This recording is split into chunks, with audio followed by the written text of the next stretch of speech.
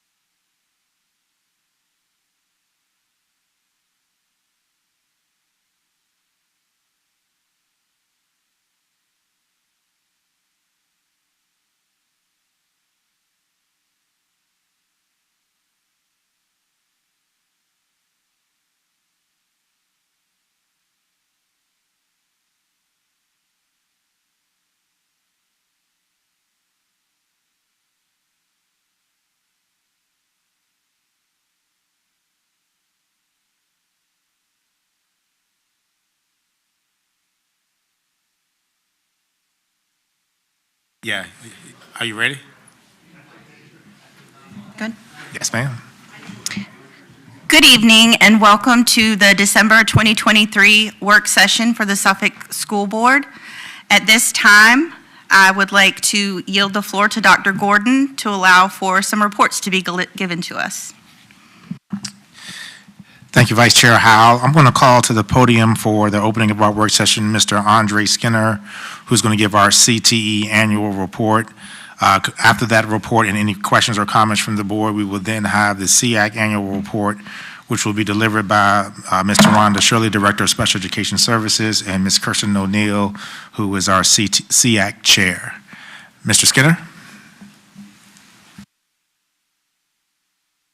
Greetings, I apologize. My name is Andre Skinner, CTE Director for Suffolk Public Schools. Greetings, board members, Dr. Gordon, Attorney Waller. It is a pleasure to be here before you all today, and I'll jump right in.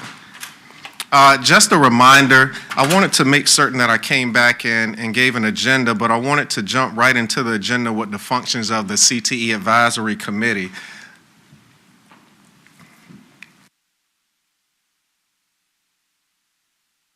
Part of the most important functions that we do on our CTE Advisory Board Council is the review of the annual CTE plan. Many of you know it as the Federal Perkins Plan. They also come in and they recommend classroom equipment, instructional materials, assist in placement of students in co-op programs is probably the most important one that I kind of push.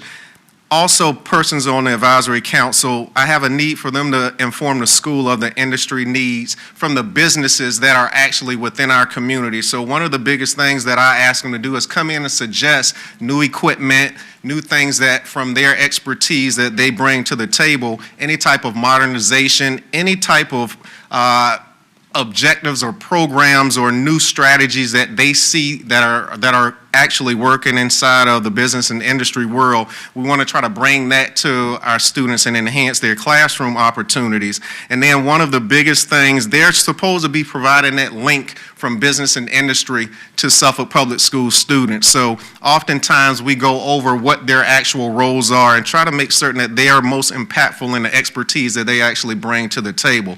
A lot of our CTE Advisory Council members now are jumping in, and this particular group this year I'm very excited about. We had a meeting October the 10th, and we had a lot of great ideas that they were able to share, and some new ideas that may not just impact the student events, but also what we're going to do in the classroom from the expertise that they brought to the table. But I just wanted to give that as a reminder of what the actual functions of the council detail. Some of the actual membership: Amadas Industries, Auto Service Technology Teacher, and I'm not going to go through and name them all. Lake Prince Woods is a really big one. Huntington Ingalls, the Hilton Garden Inn, and then we also have Suffolk Public Schools in the arena with Food and Nutrition, our STEM coordinator, and our new work-based learning specialist who's in her second year. Also, of course, the College and Career Academy, and one of our co-chairs is Angela Turntine, who is actually running Turntine Insurance Company within Suffolk Public Schools. The Economic and Development Council for Suffolk Public Schools is also a part with Ms. Terry, and then Workforce Development Center actually comes and offers advice as well within our membership. These are the dates, of course, the calendar event, the last one being December 12th.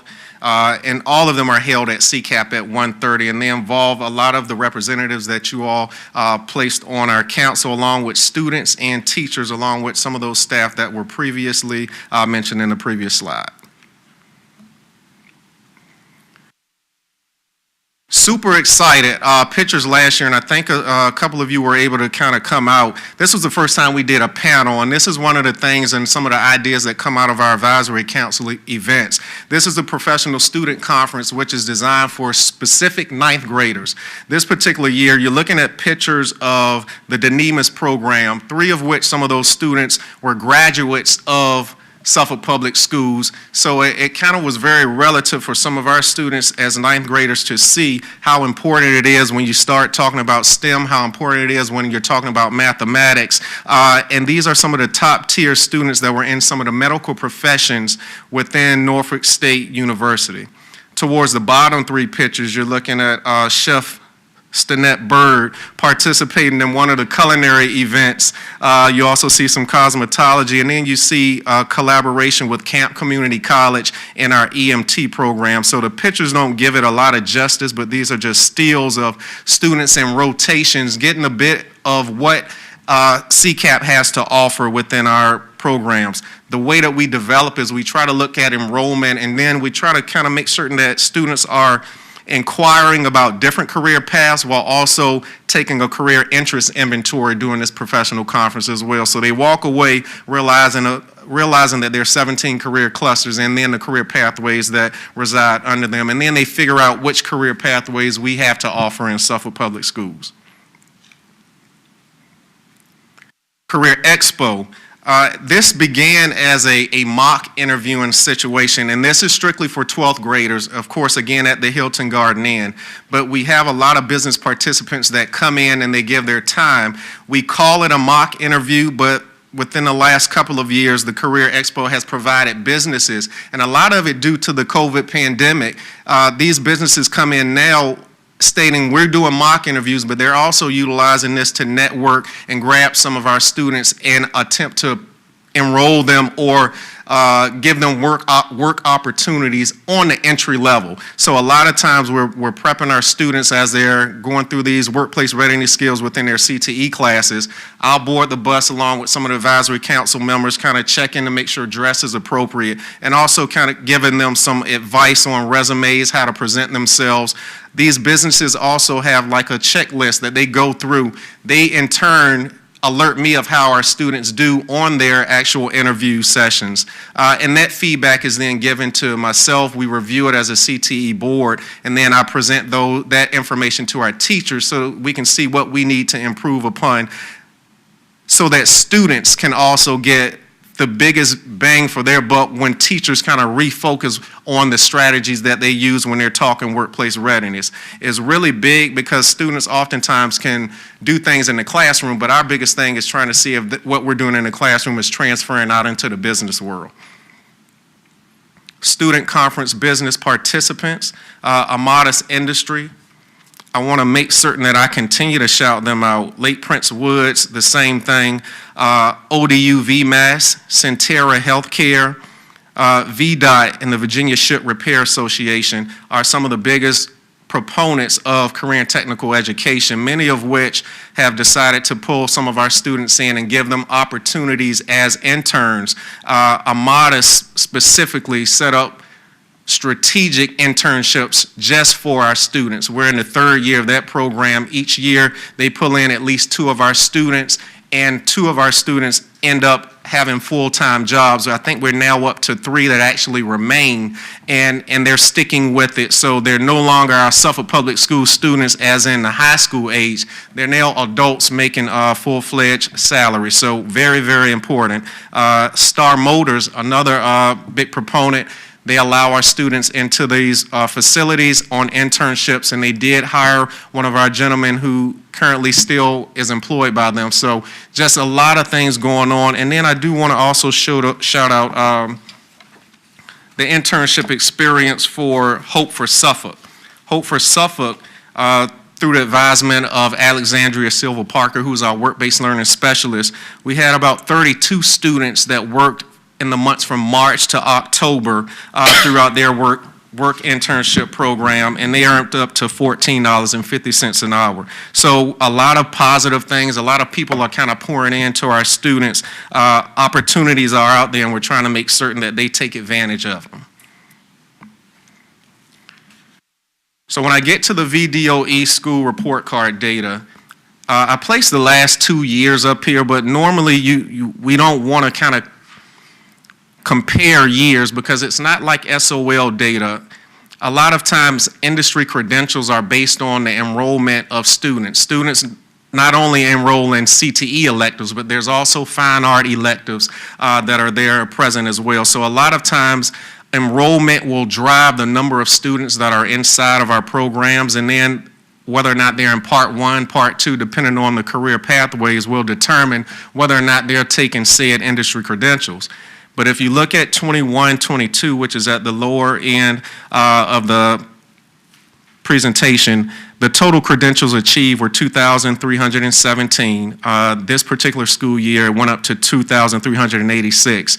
And then the last actual column is telling you, VDOE says students earning one or more credentials, but it's students that have earned two or more, actually. So they're saying this amount of students are kind of stacking credentials. And we call those stackable credentials because they could pass a workplace readiness assessment in 1 year, and then the next year they would have an actual industry certification like a NOCTI test or a WISE test. So they walk away in a school year not only having one industry credential, but having two, depending upon the programs that they're currently enrolled in. So I wanted to kind of pause here and kind of alert you, occupational assessments pass, industry certifications, workplace readiness, and then that total is added, and this is what the report card the Virginia Department of Education kind of shares with us.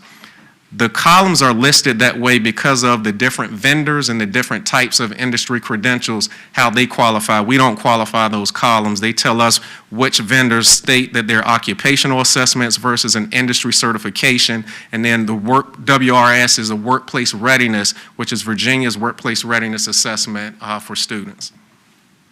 It's also broken down by your high schools if you want to kind of glance at that.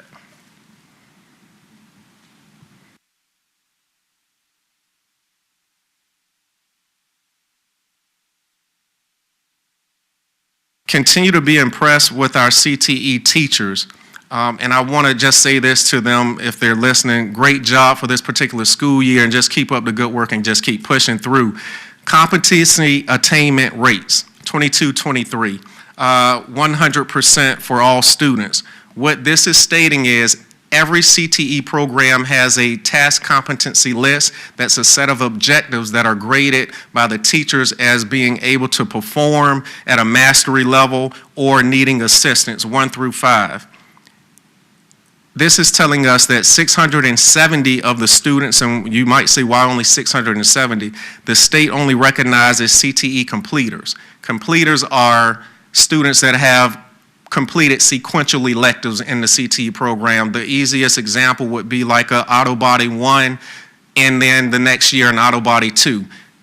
Those two sequential equals a completer status. So 670 students were named completers for 2022-23.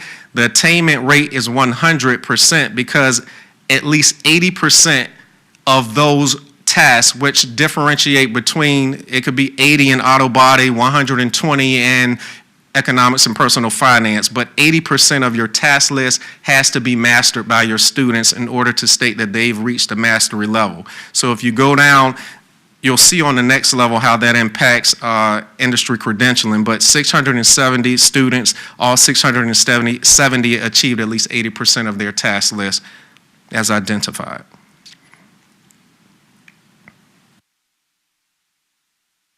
CTE completer testing rates, you're looking at that same 670 students that the state tracks for CTE completers. All students 670, and then you have 666 that took that test. Out of 667, 622 passed their industry credentialing test. The participation rate is 99.5. The pass rate was 93.25. And I didn't put a lot of green dots up here, but I wanted to, only because when you start breaking it down, they send us our report card and we go down and we go male, female. You look at the discrepancy, 95% females normally dominate the industry credentialing opportunities and pass rates. They also had 100% pass rate. Our males are right behind at 99, but their pass rate was 91.5. If you round it up, 92. So there's about a 3% gap between males and females.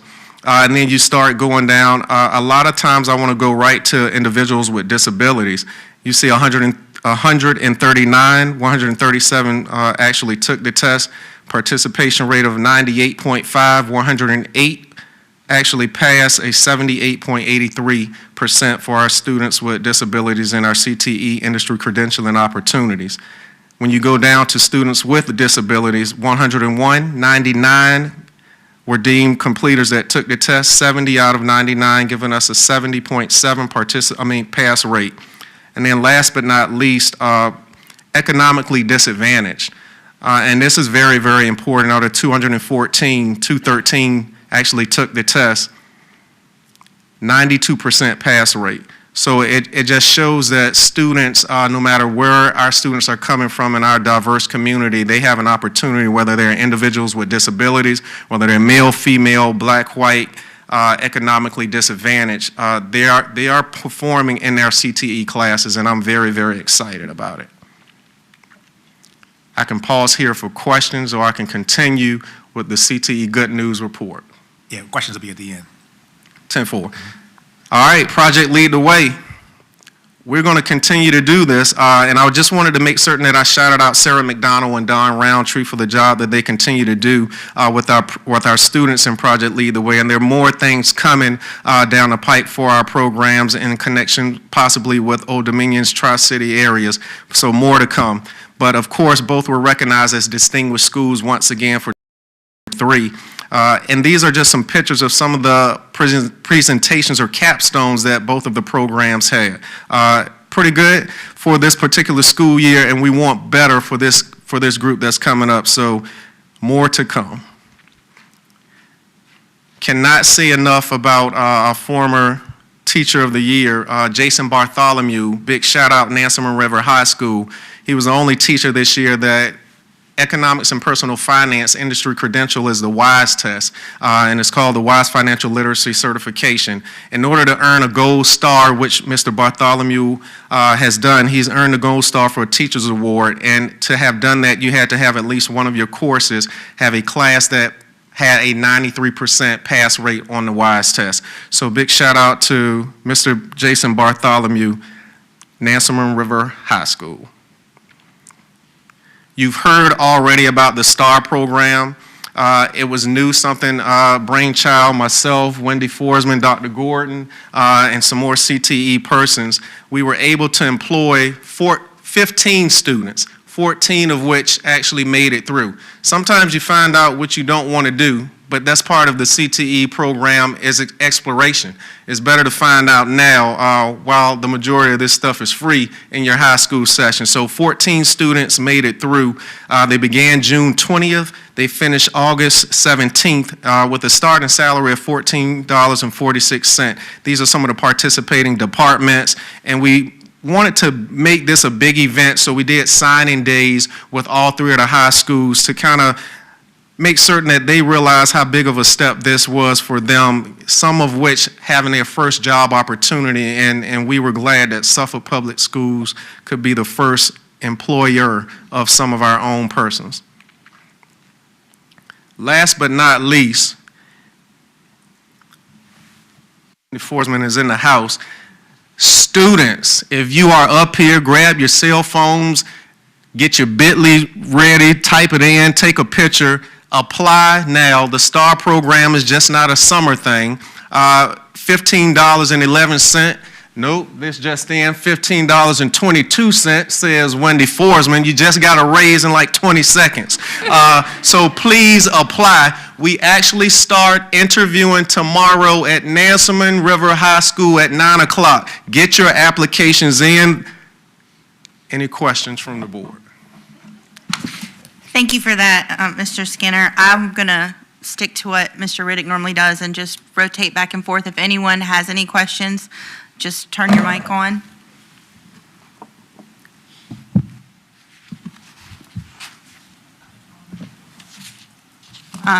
Dr. Buck? Thank you.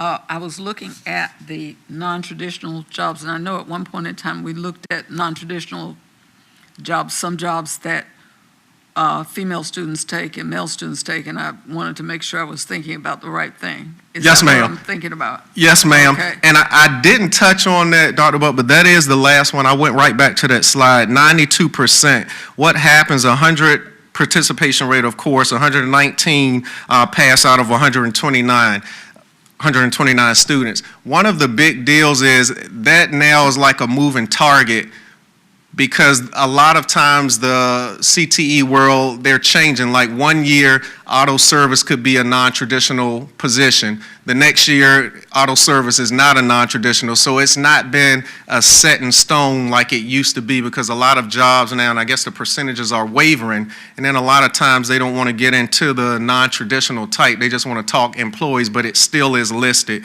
and we still do track it from the state level. But you are right on. Yes, ma'am. Okay. And then the other thing I wanted to say is, this is so impressive. This is wonderful. And the more I find out about the things that we're doing, the more I broadcast it. And I think this is just wonderful. So thank you very much for this report.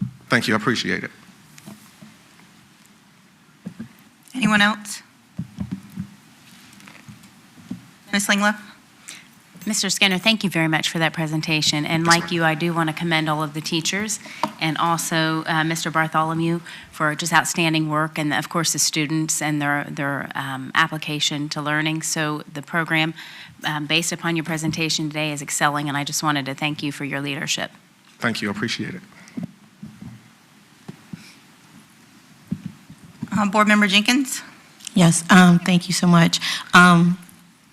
What everyone has said, that I feel the same way, but I just want everyone to know how important it is that we're offering the opportunities, and you're the head of that opportunities for our students to learn a trade where they can go out and make money, the mechanics and all that, and and then here we have Ms. Forsman is offering a job right now, and like you said, they just got a raise and hadn't even applied for the job yet. So that's awesome, and this is what we are doing here in Suffolk Public Schools. So I commend you. I commend the teachers and all that's in charge, and we just want to get the parents excited about this too, not just the students, but we need the parents to get excited because your children can have a job, and whereas working on cars or whatever, that's a great field because we just spent a lot of money to get my car fixed. So I know that's, and we're offering that. So thank you so much for what you're doing.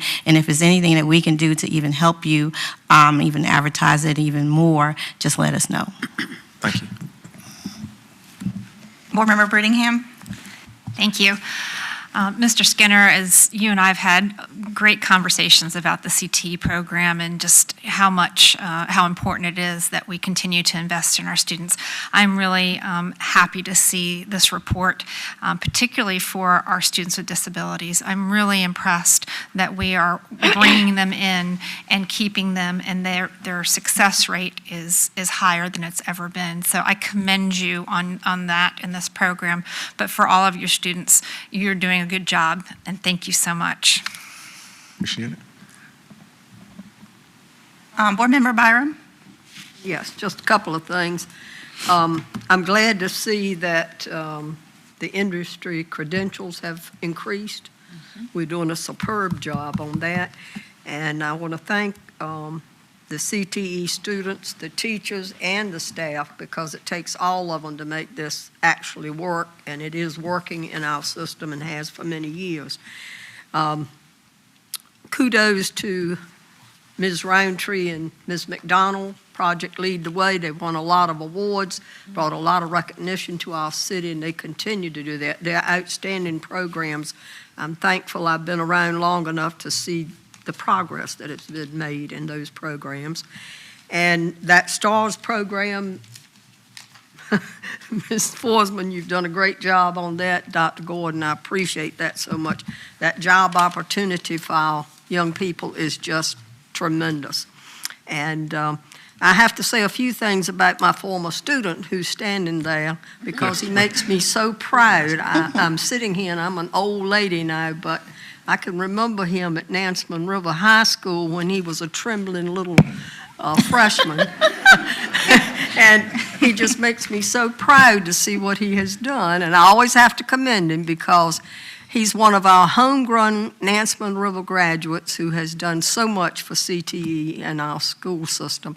I thank you, Andre, for the job well done and Thanks, Ms. continue Bowden. to do.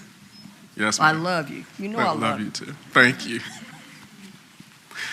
Thank you, Mr. Skinner, for your Thank you. report. I don't remember you as trembling, I'll just say that.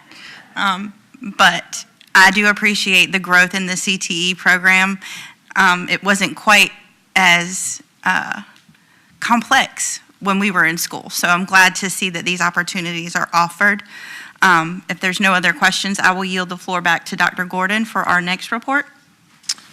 Yes, thank you, Mr. Skinner. Great job as always, and we love to see the 100% rates across, and thank you to the board for the supportive comments of our career and technical education program, and definitely want to encourage our students to apply for our STAR program. As we said, these interviews really start very, very soon. At this time, we'll transition over to Mr. Wanda Shirley, our Director of Special Education. She's going to be assisted by Ms. Kirsten O'Neill, our newly elected SEAC Chair, as they give the Special Education Advisory Committee, otherwise known as SEAC's annual report. Ms. Shirley?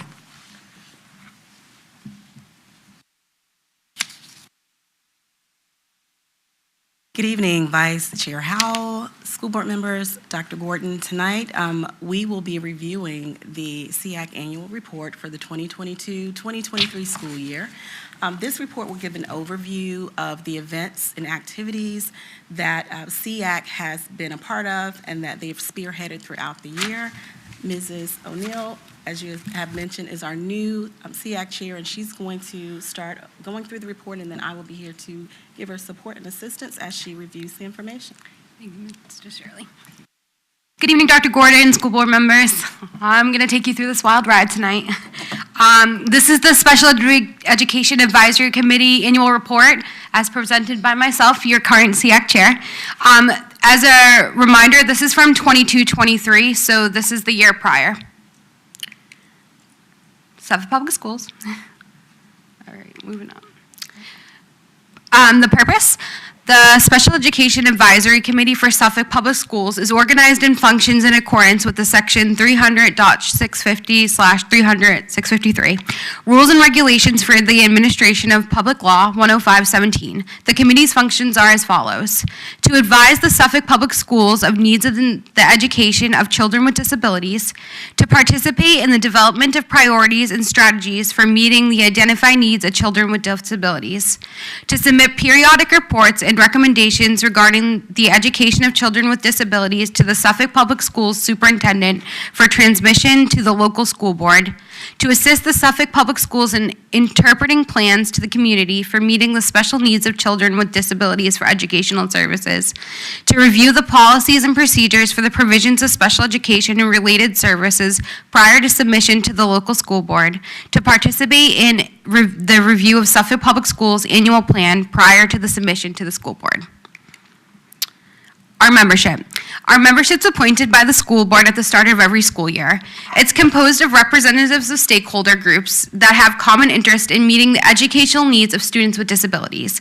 The majority of our membership are parents of special education students, followed by community service providers and one teacher as required by the regulations governing special education programs. The Director of Special Education, Ms. Shirley, and the coordinators of special education serve as consultants to our committees. This is our 22-23 member list.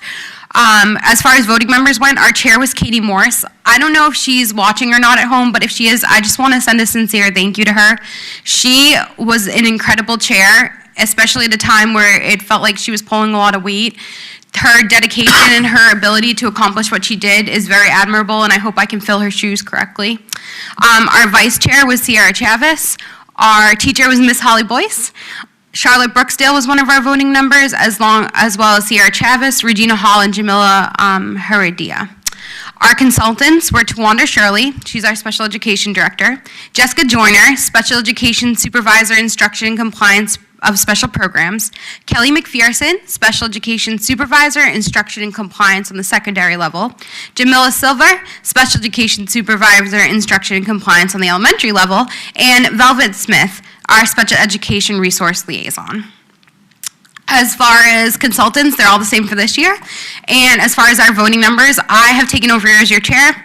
For those of you who don't know me, I'm Kirsten O'Neill. I've got 3 beautiful boys who are on the spectrum, who all have IEPs, and am really excited to hopefully come in here and shake things up a little. Our vice chair is going to be Stephanie Whitley. Our secretary is going to be Christy Cole. In addition, Holly Boyce is going to be our teacher again this year, and Sierra Chavez has returned as a voting member. Our meetings. Per our bylaws, we have 6 meetings a year. They're held the third Wednesday of the month at 6:30 p.m. They're currently held at Kings Fork Middle School, but we're in talks of maybe shaking that up. All meetings are held in person with a virtual option so that we can make sure that anyone who wants to come can. Prior notice is provided on multiple platforms, including social media, Peach Jar, prior to our meetings. We're also looking to bring that out more this year. Time is allotted for public comments and review at each SEAC meeting. Organization. Activities governed by independent bylaws approved by the school board, revised in 2009. Subcommittees utilized as necessary to monitor recommendations and concerns of the committee in regards to our yearly goals. Our accomplishments for 22-23. We provided an opportunity for families with special needs to access resources and support throughout the 22-23 school year. The SEAC Policy Review Subcommittee examined the school division's policy and current practices on providing IEP and 504 information to long-term subs in a time where long-term subs are being used in larger numbers. When the committee did their investigations, the findings were that subs brought in at the start of the school year were given access, but that was not consistent with subs brought in later in the year. It was also found that it was not uniform across all schools. This then left students with teachers who did not have the necessary information to adhere to stipulations of their IEPs and 504s, sometimes for extended periods of time. Thanks to this subcommittee's findings, the practice was revisited on a district level and can be consistent at all schools so all special education students can have the same opportunities. The SEAC Transition Subcommittee examined the division's policy and transition. While it noted that the transition out of high school is something that the division has focused on to great effect in the past couple years, the transition between buildings is a difficult process for students with disabilities. One of the problems noted with large-scale orientations for kindergarten, 6th grade, and 9th grade were that these giant orientations were not beneficial for these kids in particular. The committee suggested a smaller scale for those students, and as a result, those options were offered in the fall of 2023. Communication and parent engagement are still a problem, and the committee discussed how to improve communication. Some solutions were utilize social media, including Facebook, continue to work with Special Education Parent Resource Center to distribute resource information to the community. This will be a major focus of our 23-24 committee. Made recommendations to the PRC for new materials for the Parent Resource Center, including items for our bilingual families. Assisted in planning and execution of the October 22 Disability Awareness Fair. The SEAC manned informational tables at National Night Out event in August of 22, the Suffolk Public Schools Disability Awareness Fair in October of 22, and Suffolk Public Schools Parent and Partners Together We Create Achievers event in March of 23. Mr. Peter Carrington Brown and Moms in Motion were invited to speak as stakeholders during the March of 23 meeting. He discussed the different Medicare waivers and educated families on their options. SEAC reviewed the annual budget and the annual plan for 23-24 school year. No particular funding deficiency was noted nor issues with the plan. Your SEAC serves as a vehicle to address Suffolk Public Schools funding deficiency to the City Council. SEAC monitored testing data and assessments that impact students receiving special education services in Suffolk Public Schools. The committee also reviewed the graduation and/or exit data.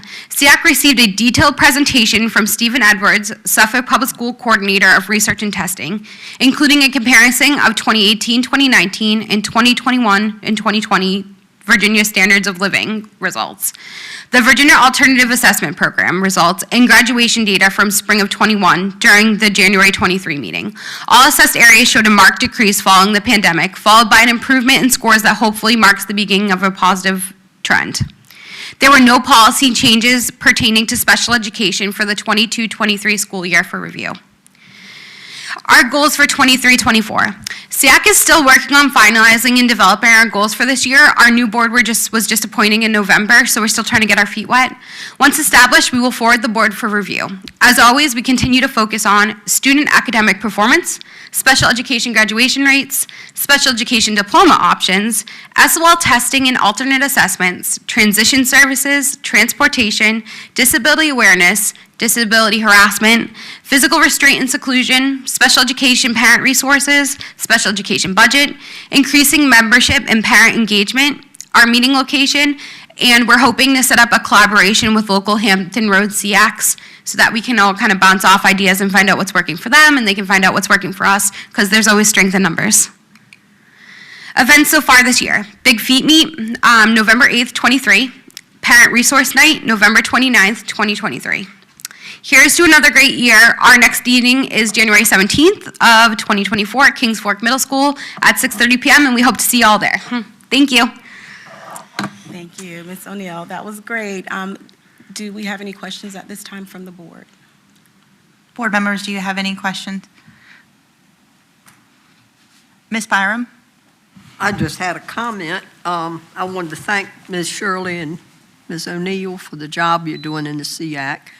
I used to serve on that many years ago, and I want to encourage Ms. O'Neill to engage more parents, because over the years I've had many opportunities to share what SEAC does, but I found out that a lot of our parents are not aware of what is available and things that they can do to help their children. So I encourage you to continue what you just said, because I know the type of person you are, so I know you're going to do that. And I hope you will continue to concentrate on that parent involvement. Thank you so much. Board Member Jenkins? Yes, thank you so much for that report.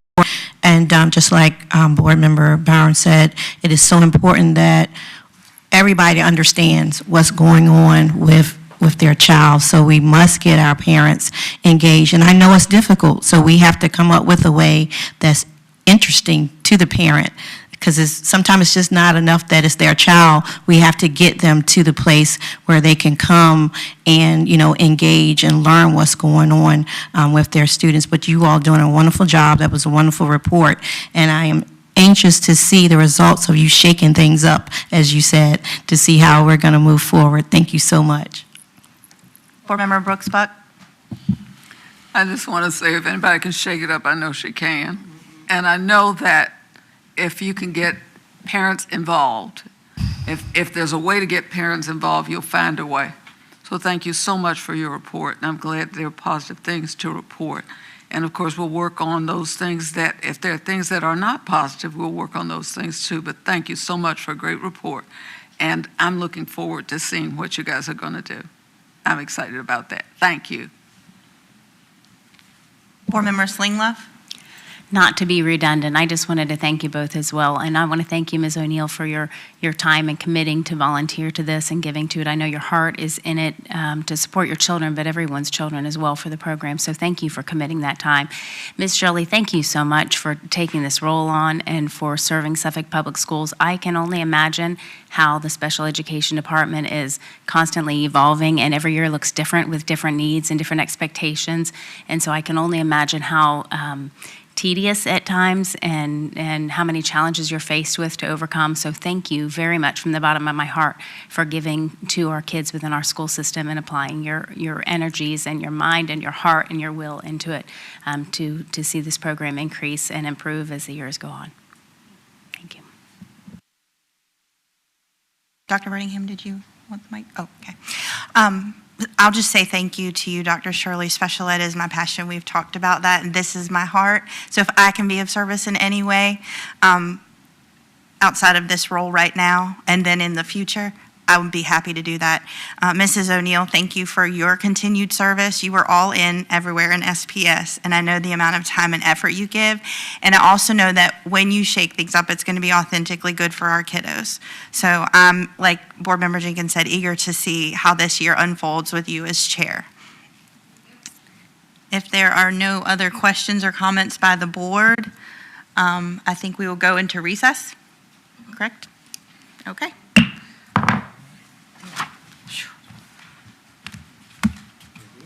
Thank you.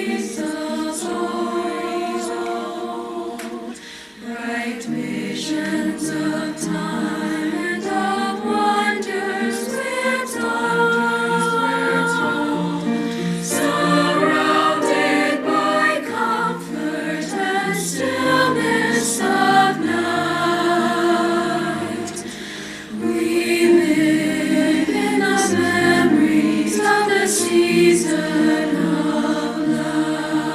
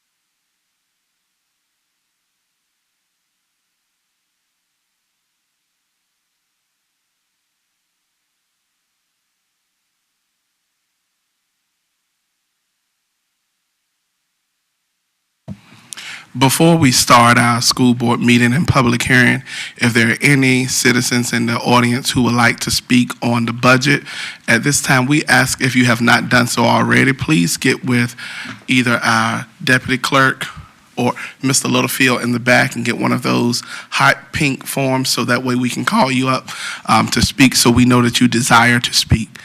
Thank you.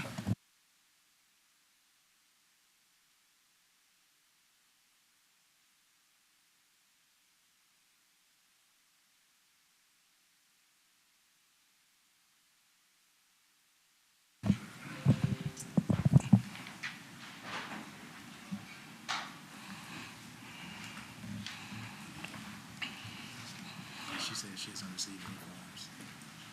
Okay. Good evening, everyone. At this time, we are going to call our public hearing to order on the 2024-2025 operating budget. Madam Clerk.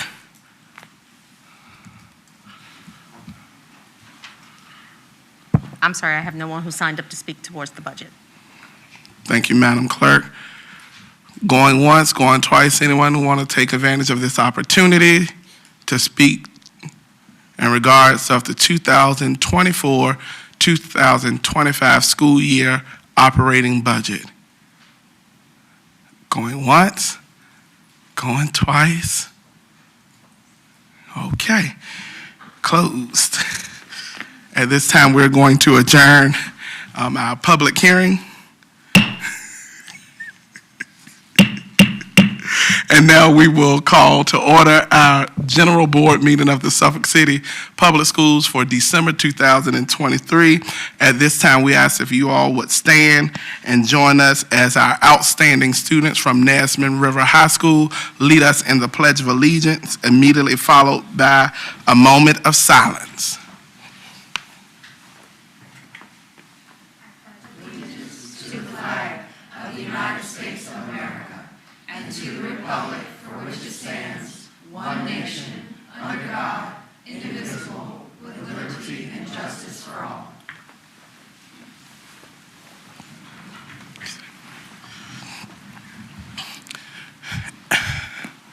At this time, we're going to observe a moment of silence.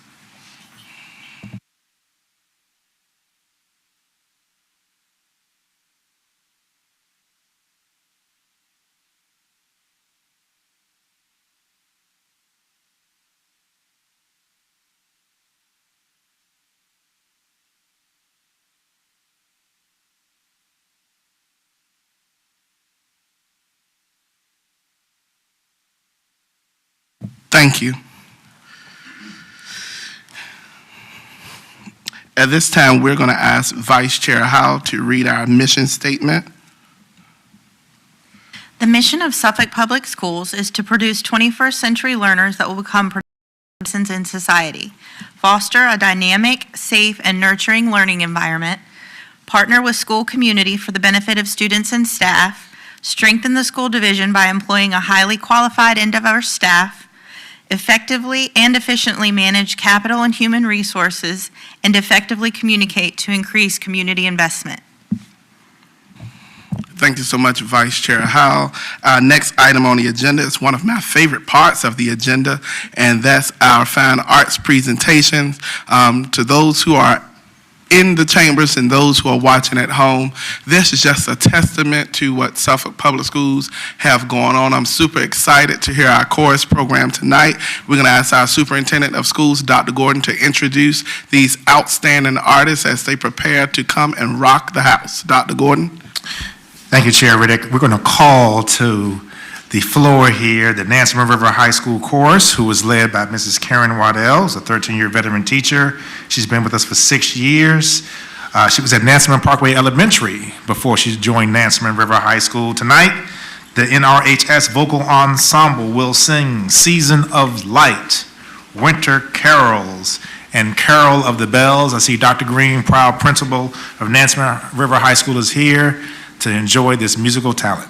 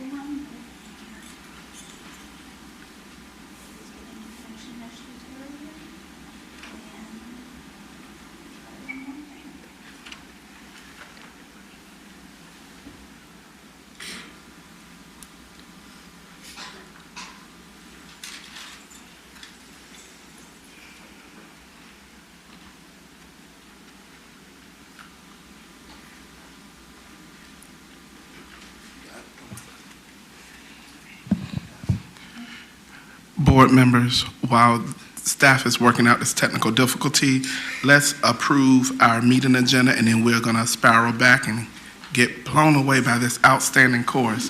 Is there a motion to approve the agenda? To approve. Okay, and the motion to approve the agenda has been made by Board Member Dr. Brooks Buck and properly seconded by Vice Chair Howell. At this time, is there any discussion? There being none, Madam Clerk. Board members, please vote.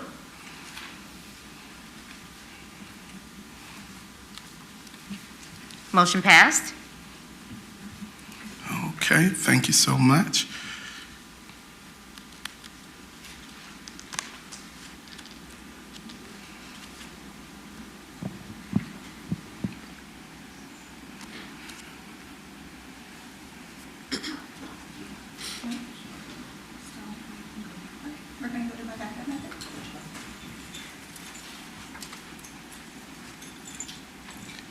Okay.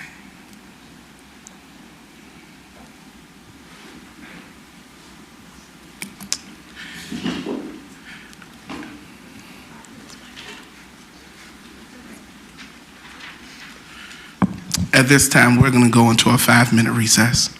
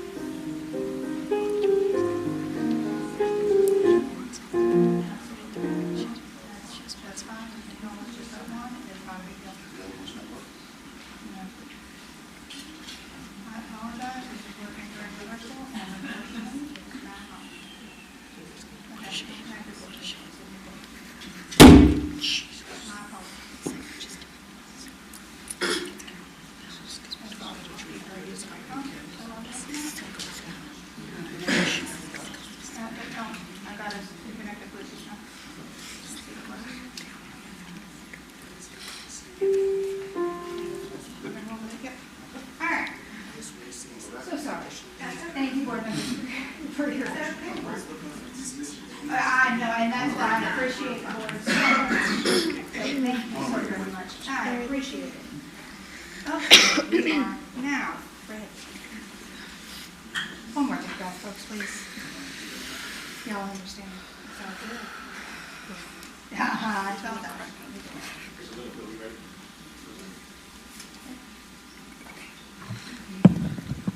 At this time, we're going to resume back from our recess, and we're going to be blown away by outstanding choral students from the immaculate Nesman River High School.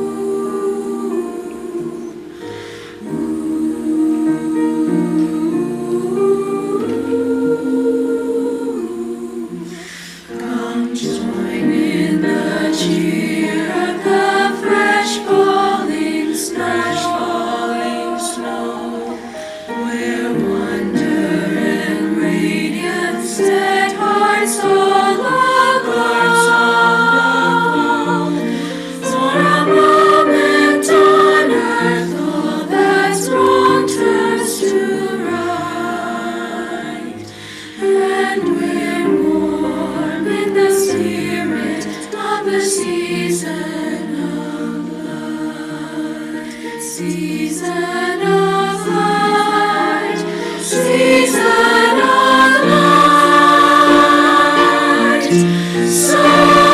surrounded by comfort and stillness of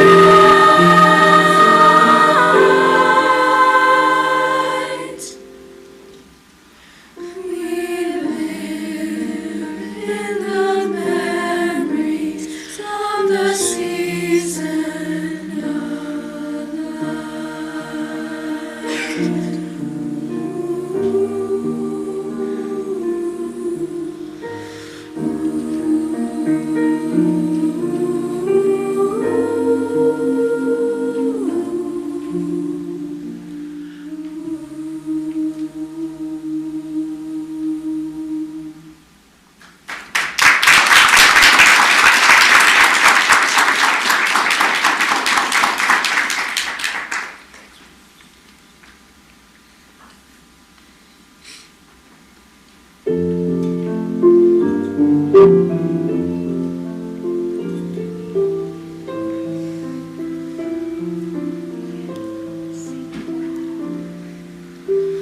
in the bleak midwinter,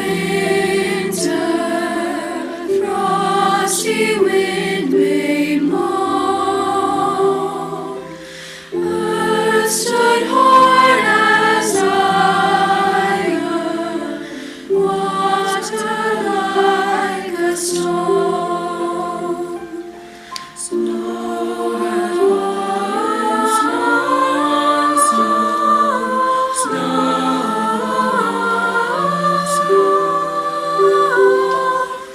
in the bleak midwinter,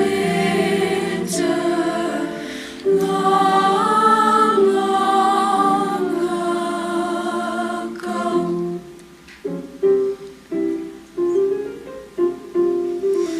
As December winds are blowing, foom, foom, foom, and the drifts of snow are growing, foom, foom, foom. We warm ourselves inside in safety from the raging storm, by the fire so inviting, while outside the cold is biting, foom, foom, foom. Sing we now of winter, sing the beauty rare. Sing the beauty Sing we rare. now of winter, joys beyond compare. Joys beyond compare. Silver white snow that glitters in the night gently falls around us on this peaceful night.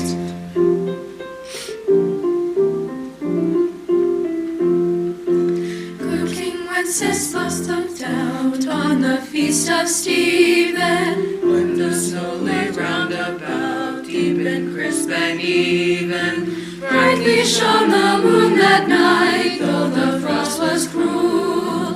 When a poor man came in sight, gathering winter fuel.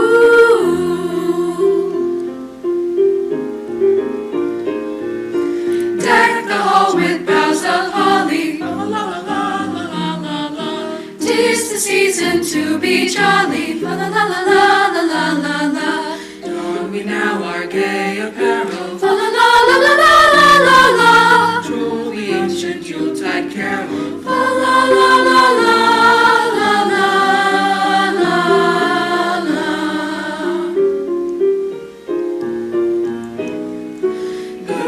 Restoring the old year's glasses. La la la la la la la la la. Will through ye lands and masses. La la la la la la la la la.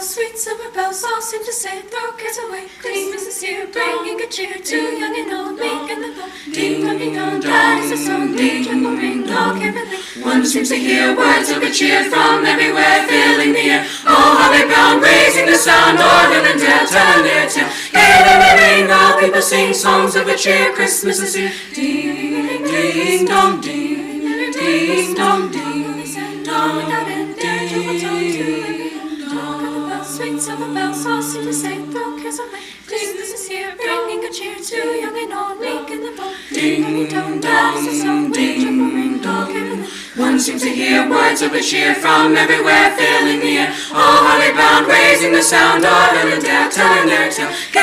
Ring, while people sing songs of good cheer, Christmas is here. Ding, ding dong, ding, ding dong, ding, dong, ding.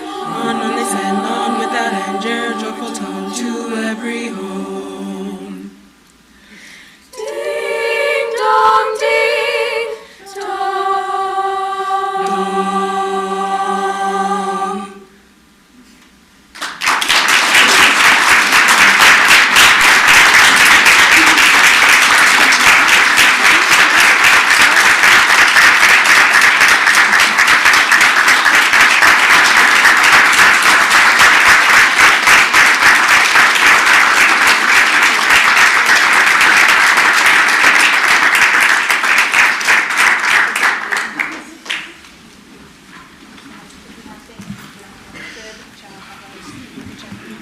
What an outstanding They are amazing. performance.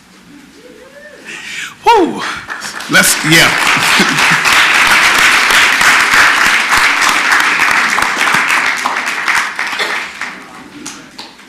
I thoroughly enjoyed every note of each rendition that, woo, good chorus.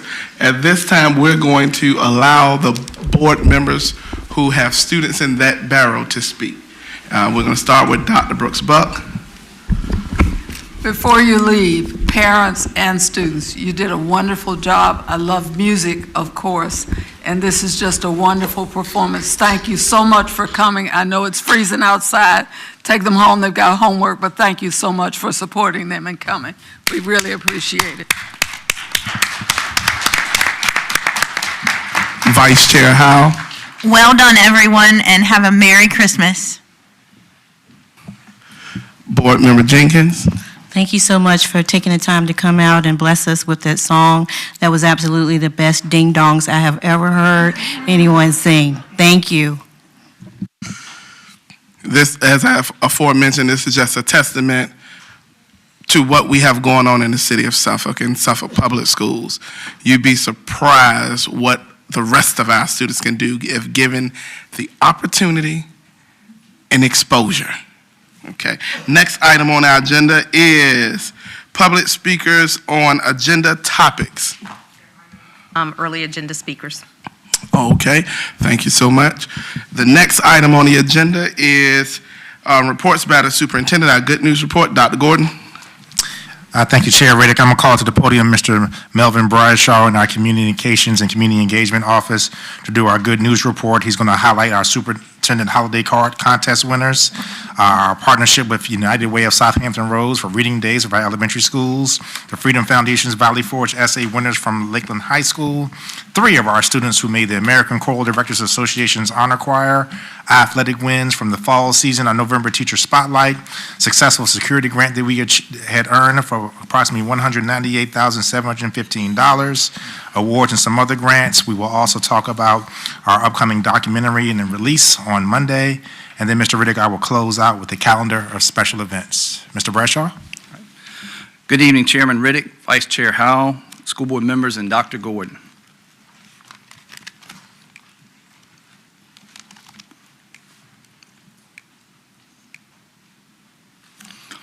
We'll start tonight with our Superintendent's Holiday Card Contest. Art students across the division participated in the Superintendent's Holiday Card Contest this year. The following students' artwork was chosen as the 2023 contest winners. Michelle Plancerta, 4th grader at Mac Ben Junior Elementary School. Harmony McCray, 6th grader at Kings Fork Middle School, and Taylor Davis, 9th grader at Kings Fork High School. Taylor Davis is our overall district-wide winner. Dr. Gordon held surprise visits to each student's classroom to present them with certificates and SPS Creates Achievers t-shirts. Each student also received 20 holiday cards with their designs to share with family and friends. Suffolk Public Schools, the United Way, and athletes from Old Dominion University teamed up for Reading Under the Lights Reading Days with elementary schools. 23 athletes across various sports, including women's sports of soccer, swimming, lacrosse, rowing, tennis, and men's baseball, visited third grade students at Elephants Fork Elementary School, Hill Point Elementary School, and Mac Ben Jr. Elementary School for a live reading on December 1st, 4th, and 5th. The athletes visited a total of 16 classrooms for this event. Fist Bumps was read at Elephants Fork Elementary School, Change Sings was read at Hill Point Elementary School, and Garbo and the Case of the Wet Footprints was read at Mac Ben Jr. Elementary School. These books were also given to each student to take home. A special thank you goes out to Sierra Chavis, Director of Education for United Way, who I work with all the time, and she's an excellent worker, and Amy Lynch, Director of Student Athletic Services and Community Engagement at Old Dominion University. She was the one that helped round up the students and get them to the elementary schools at 9:30. So we thank you for that, and we look forward to visiting some more schools after the winter break. Retired teacher, SPS teacher India Meisel returned to Lakeland High School to present Haley Fry and Harmony Jean with the George Washington Honor Medal for their award-winning essays as judged by the Freedom's Foundation of Valley Forge. The 2023 essay topic was, with so much diverse information available, how can you become an informed citizen and make an impact on our nation's political life even when you're not eligible to vote? We are so proud of these students for exemplifying excellence in education and sharing ways for other young people to participate in the discussions and decisions happening in our nation's capital. This is only the beginning for these two young ladies. We also want to especially thank Ms. India Meisel, who retired this past school year. She was out of the country and returned to Lakeland High School for this presentation. Now she's out of the country again, so we know what she's doing on retirement. She continues to show her dedication and commitment to our students, and we thank her for making this moment even more special.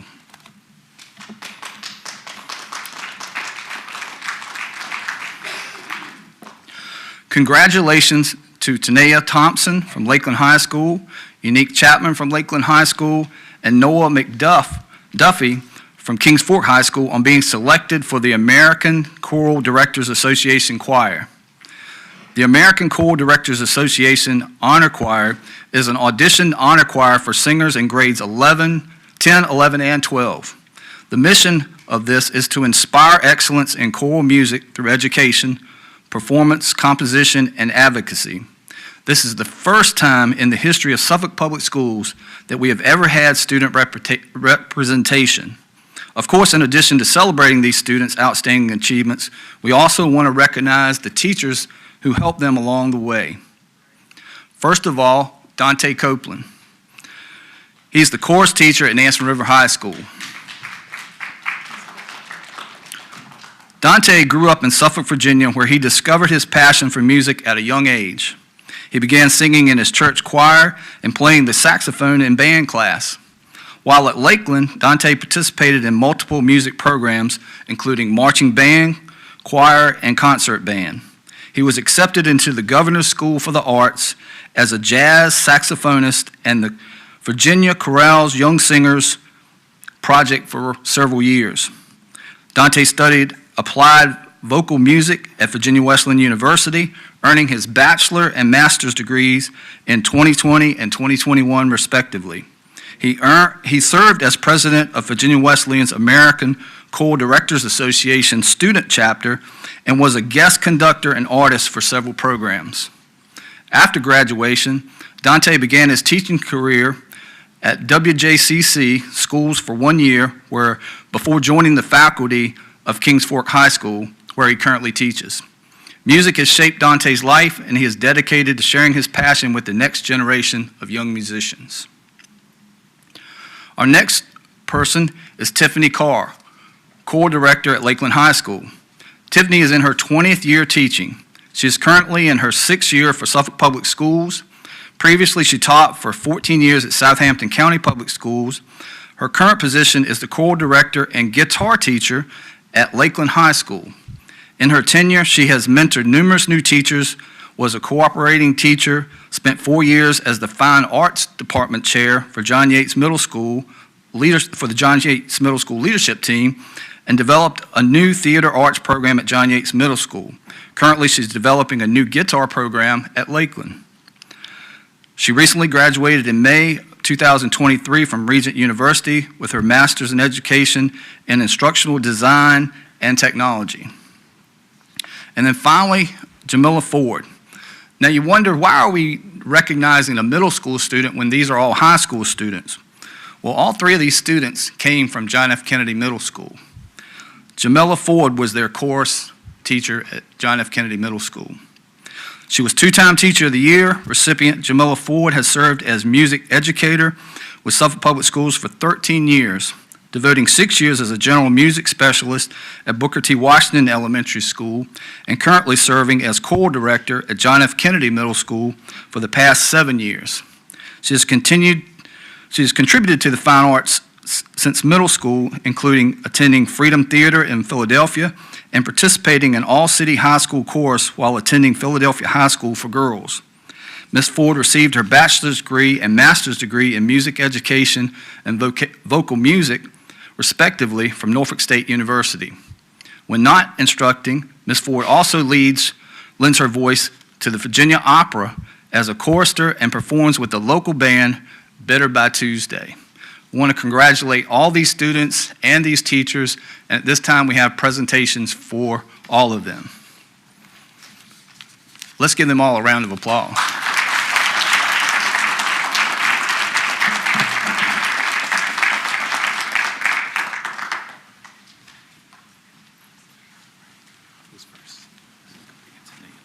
Tanaya Thompson. Where's Miss Thompson? She here? Come on up here, girl. And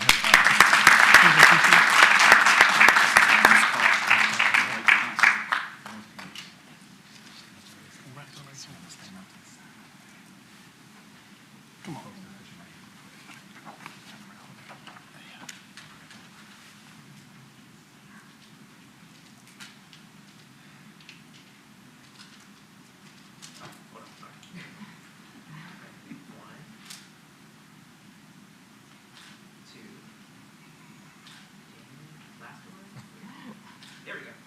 Stand right there. Okay. Unique Chapman. Where's Unique? Ah, I got that shirt on too.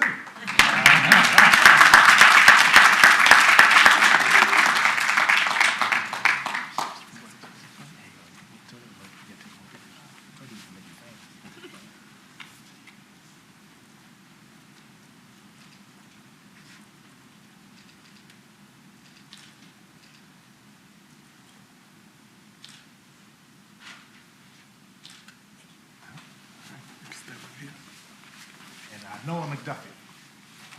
Yes, Noah.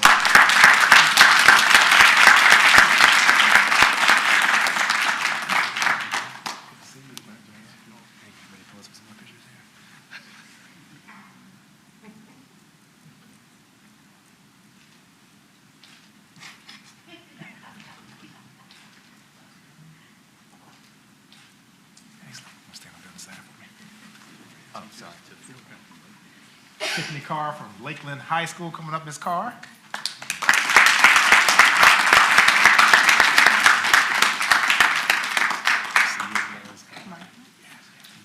Thank you. Put you in the pose too. Sure. You get your hair back.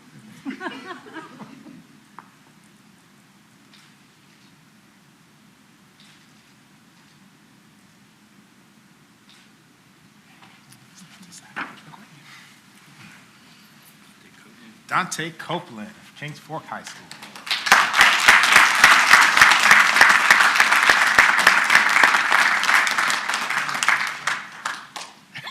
He's so official. Congratulations.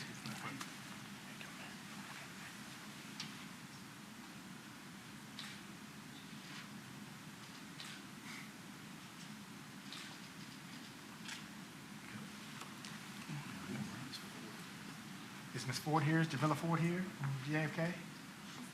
Yeah, okay, yeah. We'll get it. So group photo? Yeah. Okay. Uh-huh. Yep, stand in the middle. Yep, yep. A little two-tier with it. That's good. Got it? Everybody ready?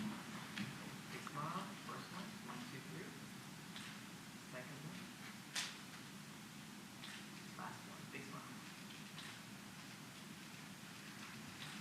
Appreciate it. Did you smile? Yes, I smiled. Did you smile?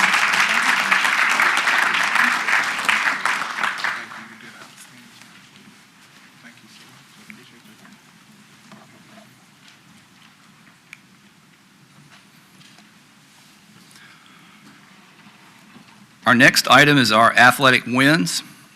In middle school sports, the following middle schools won their league championships.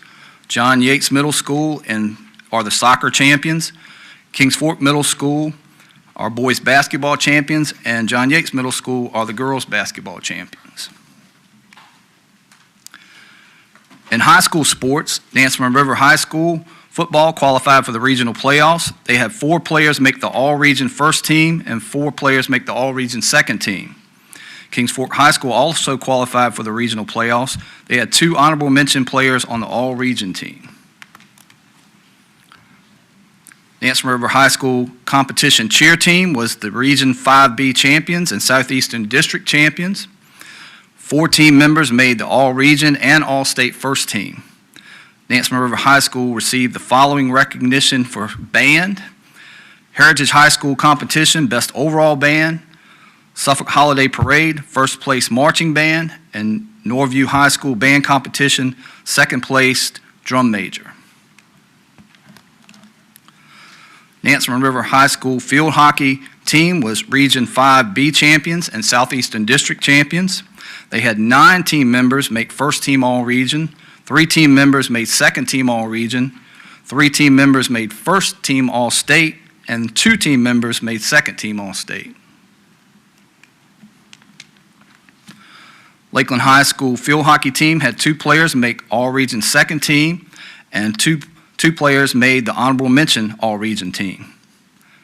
5 members of the Nansemond River High School golf team qualified for the state and regional tournament, and the Nansemond River High School AF Junior ROTC won Best Performance of a Marching Unit in the 2023 Suffolk Holiday Parade for marching bands. Nansemond River High School had 3 cross-country runners participate in the state cross-country meet. Kings Fork High School's Jakira Sarton made all-state in cross-country running. Kings Fork High School placed in the top 3 in the Class B regional cross-country meet, gaining him an automatic bid and representing Class 5B. Nansemond River High School girls volleyball team qualified for the regional tournament. They had 1 first-team all-region player and 1 second-team all-region player. And Nansemond River High School boys volleyball team also qualified for the region tournament.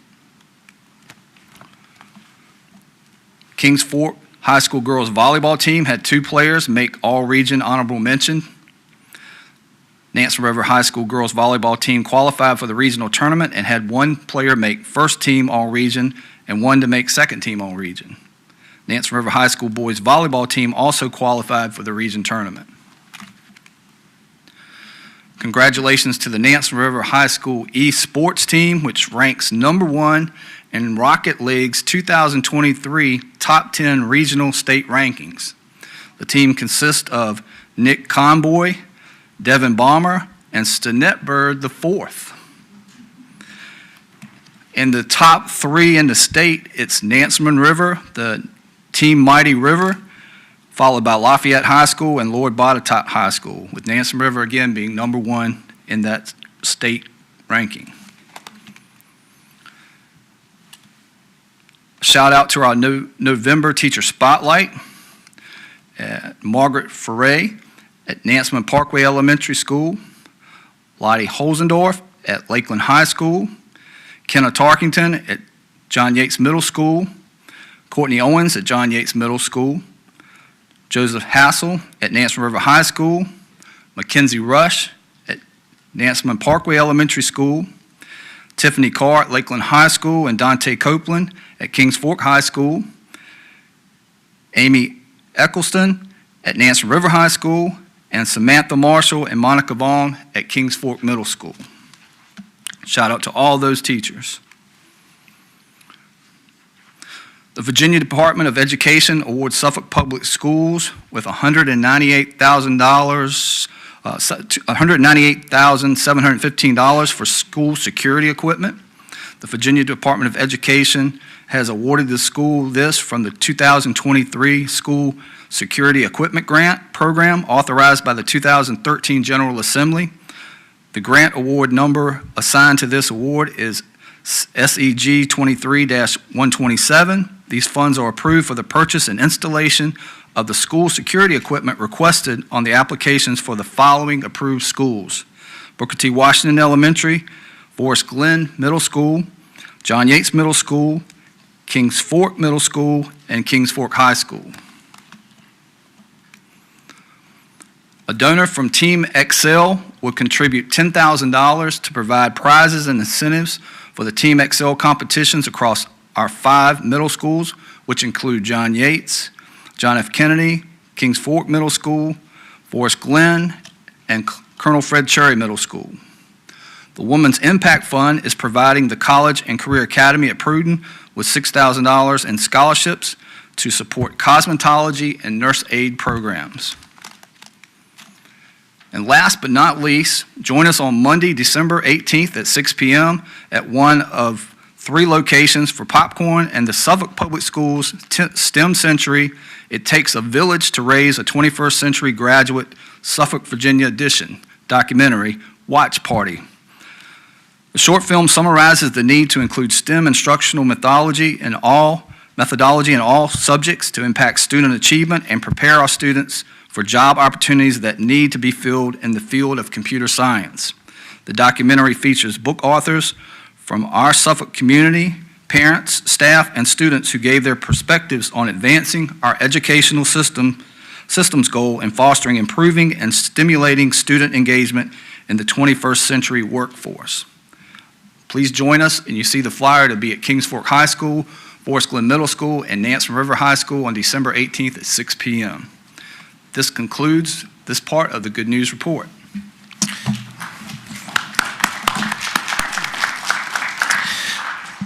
Thank you so much, Mr. Bradshaw. And ladies and gentlemen, as you all can see, our students are doing an outstanding job when you take a look at the overall participation in extracurricular activities, and when you invest in students in their 360-degree life, as we like to call it, in Suffolk Public Schools, #1 in the state in esports.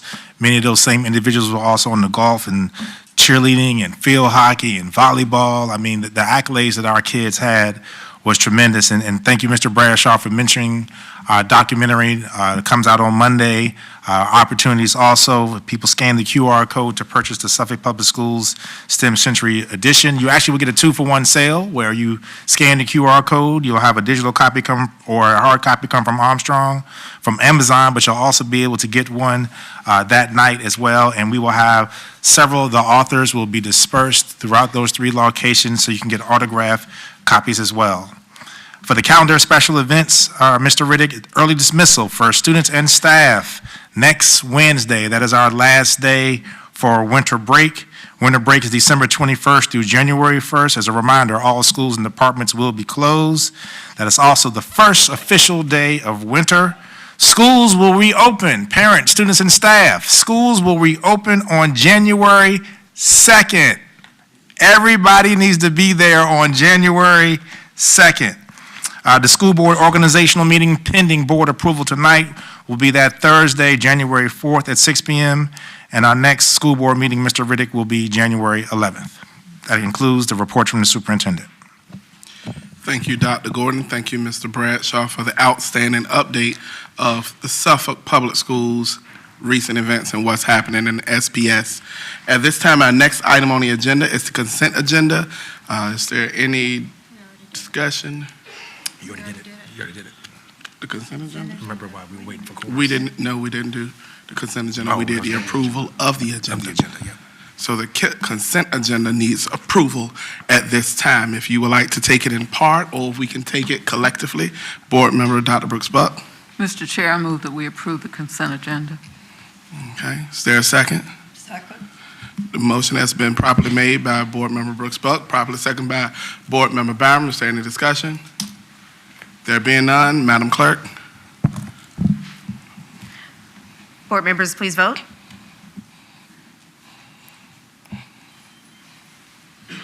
Motion passed. Okay. Okay, the next item on the agenda is unfinished business. And board members, I'm going to ask you what's your pleasure, if you would desire to take these individually or if you would like to take the ordinances collectively. Board member, what is your pleasure? Vice Chair Howe? Board Chair Reddick, I would move that we take them collectively. Okay.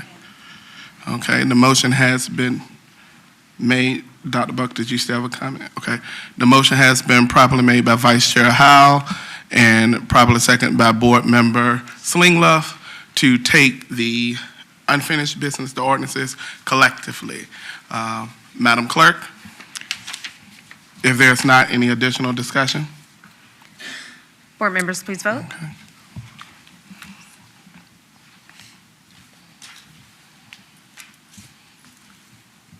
Motion passed. Thank you. Our next item of business is new business, and our first item is budget adjustment.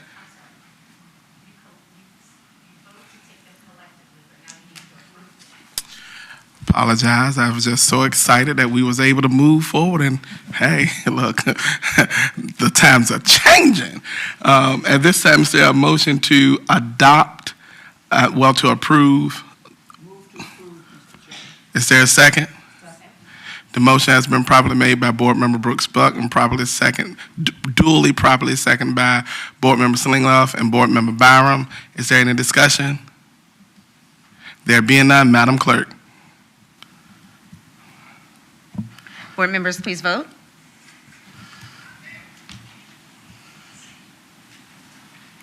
Motion passed.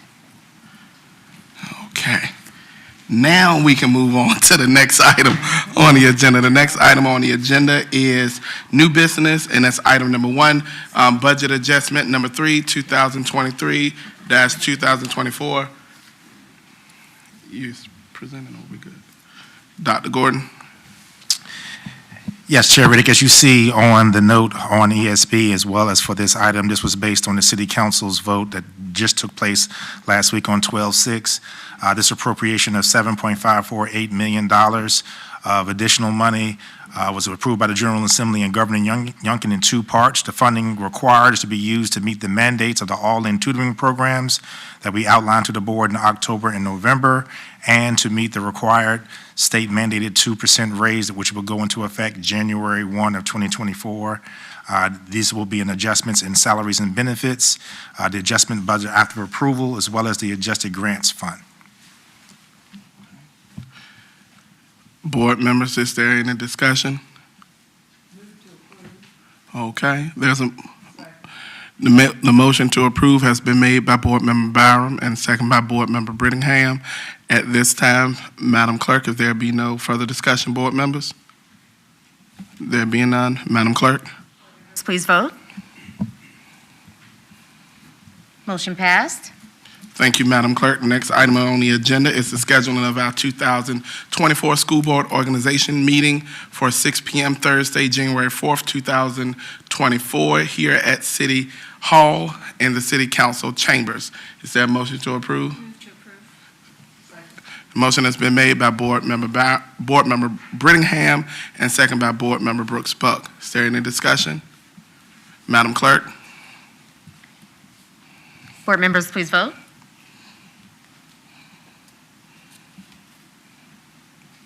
Motion passed.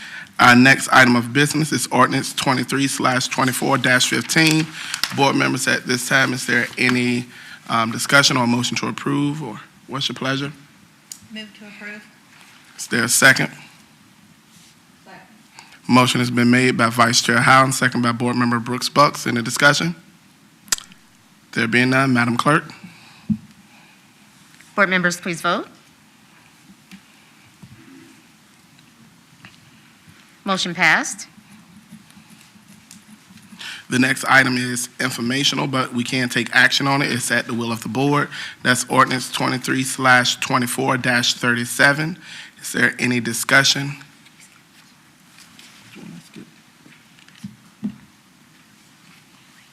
Okay, I'll go back.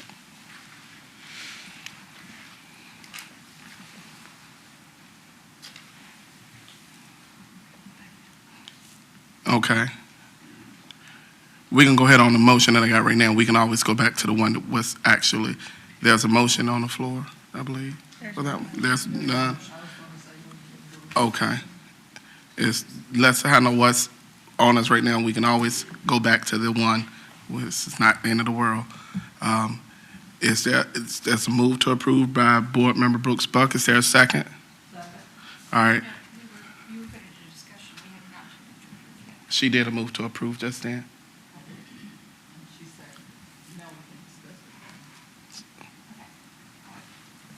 Okay. Is there any discussion from any other board members? I'm sorry, who's second?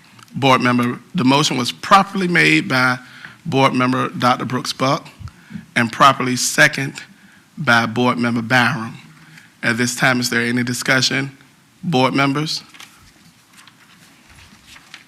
There being none, Madam Clerk. Turn my light on. Okay.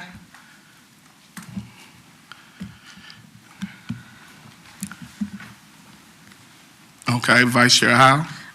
And this one's in regard to adopting a set of informal parliamentary procedures, correct?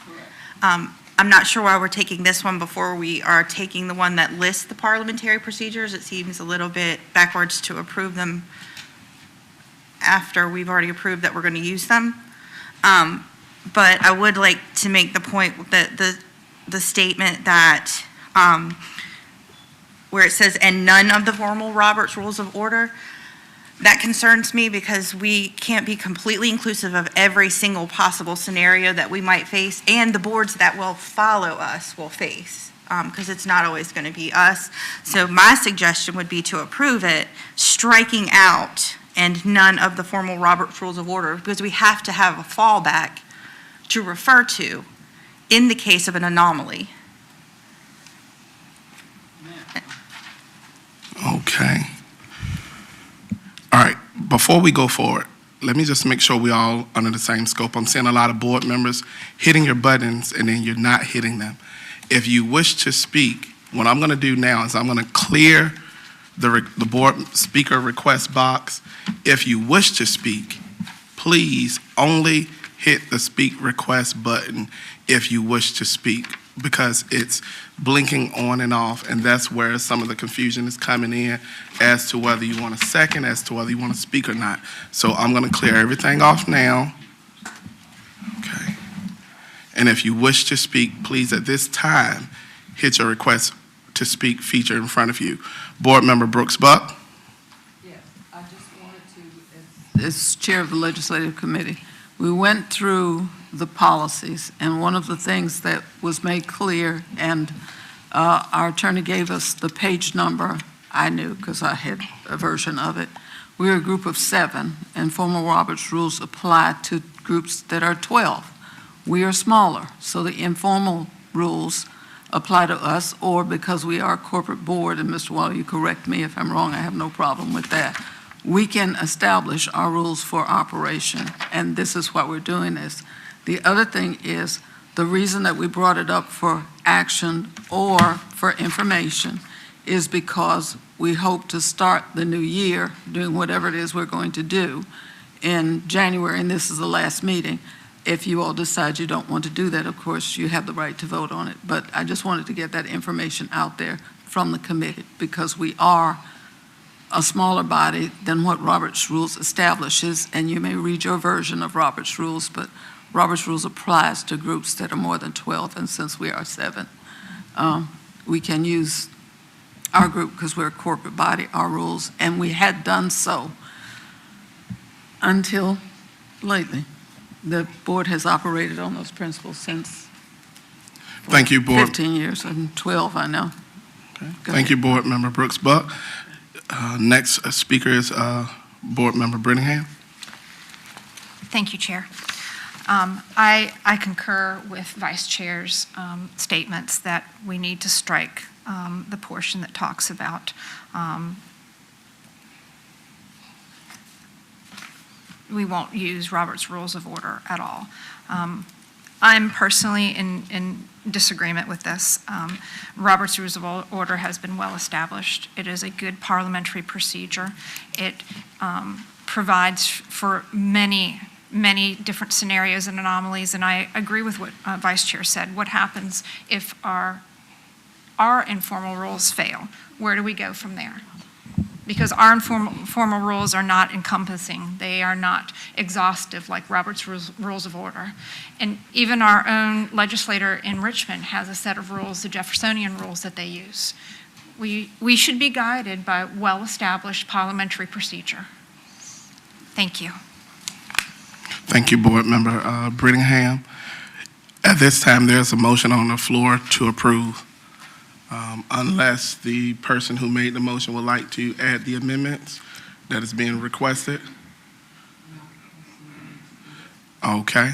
Is there any additional discussion? Board Member Slingloff? I would just like to add, I have no problem with the policies that are coming up in the next policy with regards to the rules that we're implementing.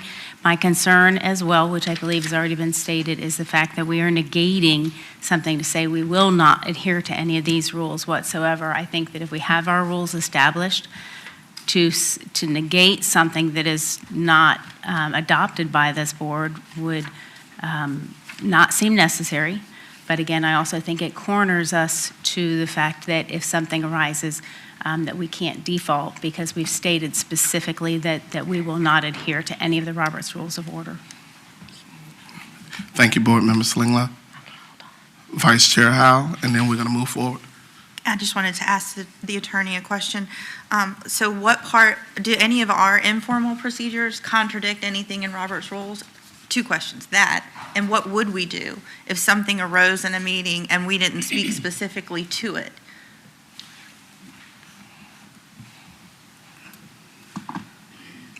It's on. The informal rules that you have before you pretty much lays out the areas that you will confront as an elected body, as a school board. Some of the Robert rules you would never apply to this group. For example, under the Roberts rules, you would never call a board member by their name. Under the Roberts rules, you would have to say the board member representing whatever the borough is, under the Roberts rules. Under the Roberts rules, you would have to stand when making a motion. That's not something that you have never done. So there are a number of Roberts rules that are so formalized that has no bearing at all to this group. The informal rules that have been put forth pretty much will cover everything that you have dealt with as a board. The only thing that it does not entail would be point of order. It does not allow for calling for a question. And the reason when I looked at that is that I was trying to tailor informal rules that would enable you to conduct your meetings with as little interruption as possible. Because I think we would all agree that there have been times that your meetings have gone off the rail. And so I tried to structure the rules in such a way that would keep you from going off the rail.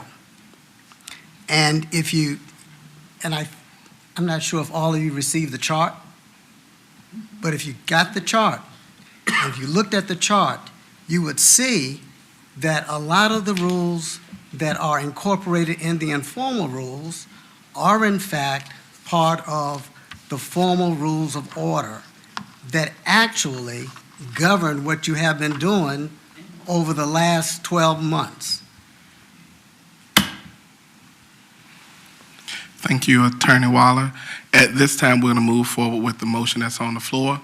It's either from here, we vote it up, or we vote it down, because the motion has been properly made in second. At this time, Madam Clerk. Board members, please vote.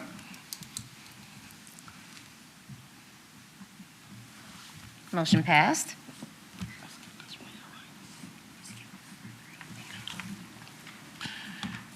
The next ordinance that's on our agenda is ordinance number 23/24-15. Board members, what's your pleasure?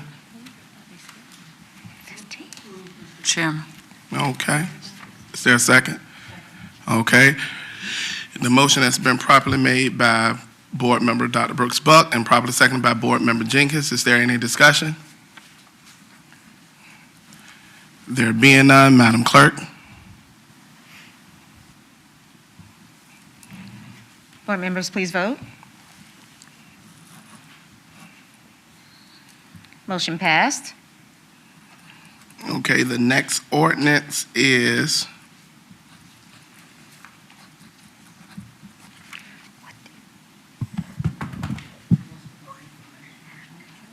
the rest of them are informational items.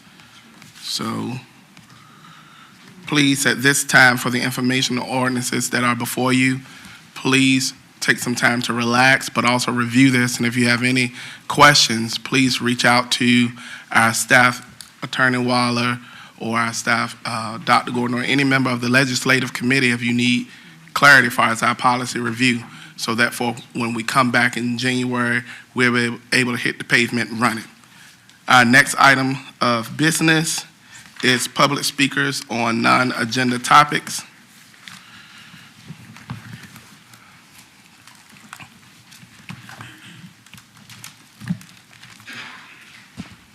Madam Clerk. It is the intent of the school board to ensure that the affairs of the board be conducted in an open and orderly manner, that all persons desiring to address the board are afforded an opportunity to do so in the order in which they sign up to speak, that persons in attendance may observe and hear the proceedings of the board without distraction, and that the members of the board and board employees are able to transact the business of the board with minimal disruption. Any persons addressing the board shall, 1, confine their comments to matters germane to the school services, policies, and affairs of the school board or Suffolk Public Schools. 2, refrain from words or statements which, from their usual construction and common acceptance, are construed as insults intended to incite violence or breach of the peace. 3, refrain from obscenity, vulgarity, or other breach of respect.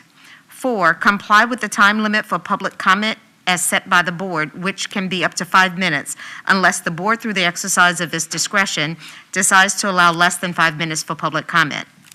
5, refrain from cumulative or repetitive remarks. And 6, refrain from making any comment regarding any pending student discipline or employee grievance matters. The appropriate forum for such matters is the applicable administrative hearing provided by state law or, where appropriate, court proceedings. Persons must not engage in disorderly, disruptive, or boisterous conduct, such as, but not limited to, making noise, use of profane language or obscene gestures, yelling or similar demonstrations that interrupts or disturbs the peace and good order of the meeting. Persons addressing the board may deliver to the board or its clerk written materials including reports, statements, exhibits, letters, or signed petitions, and may also make use of any chart or graph during their verbal presentation. The school board welcomes comments from the public as appropriate. Board members will listen to public comment but will not comment, deliberate, or take action on them.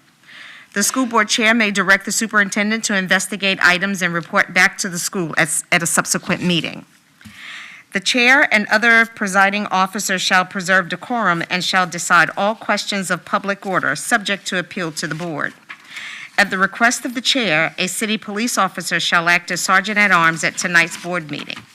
That officer shall, under the direction of the chair or other presiding officer, have charge of the meeting area, the waiting areas, and corridors adjacent thereto, and shall prevent disorder or interruption of the business of the board.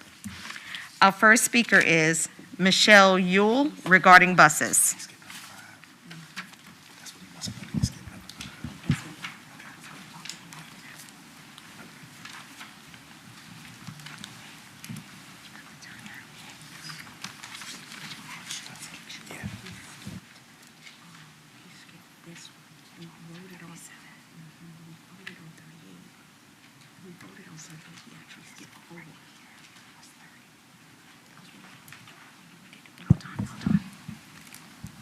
Michelle Yule.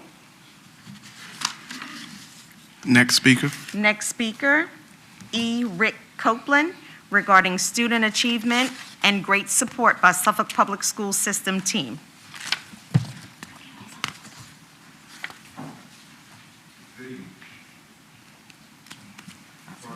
Having been established, I'm here to support and highlight the excellence of student achievement for Suffolk City Public School team. I have been to several school board members' meetings, to several town halls in the Holy Neck Borough, and the thing that constantly comes up is how our school officials are disparaged, teachers, and most recently, students at the last school board meeting. We can all have our own opinions, but we cannot have our own set of facts. So sometimes I wonder, what is the real objective of some of you on the school board? Instead of chaos during school board meetings, why not ask administrators and teachers how you can be of help? My great-grandfather once told me, Rick, you can certainly collect more flies with honey than you can vinegar. So let us review some of the honey facts. Our 3 high schools this past year graduated a number of honor graduates. Our 3 high schools received $34.3 million in scholarships. At Lakeland alone, over $12 million. That being the school with the fewest students, look at the achievements. The Lakeland graduation rate increased from 78% to 87%. All the schools in the Holy Neck Borough, Kilby Shores, Southwestern, and Forest Glen are level 1 schools. But let's get more honey. Let's visit the Commonwealth of Virginia Education's website. The 22-23 school year, 18 of 19 schools were accredited. The graduation rate increased from 85 to 88%. If you look at the standard scores of reading, writing, and math, all of our proficiency scores were equal to that of the state. The one that was less was science, and while it may have been 3 percentage points off when you compared the prior year, it was 7 percentage points higher. Personally, I know that these teachers and students and administrators are doing a great job, because I invited them down to Raleigh on May 20th for a STEAM Day that my organization hosted. And there was a busload of students that came down and met 2 of 8 black U.S. Navy F-18 pilots, UPS executives, and other STEM professionals to learn about what they needed to do to improve their skills. So when I look at some of you in the comments, one must ask, what's the long game? Why so much vinegar? Why so much disruption? Well, my opinion is this.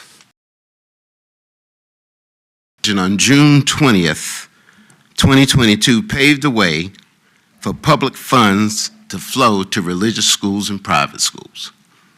And I would submit to you tonight that some of you on this school board, if you ever got the chance to have a majority, that perhaps might be what's going on. Because it doesn't make sense the way you're creating and treating our young people. So perhaps some of you should remain in your little private schools or home schools. But one thing for sure, we see you, and we will continue to meet the strong vinegar with the sweet honey of facts and unwavering support for the Suffolk Public School administrators, teachers, and students. Thank you.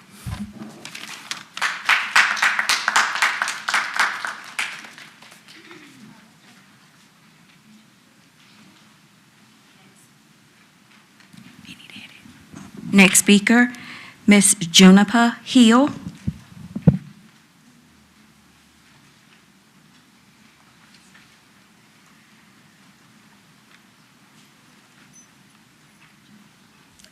Good evening. My name is Jupina Hill, and I represent the Holy Neck Borough.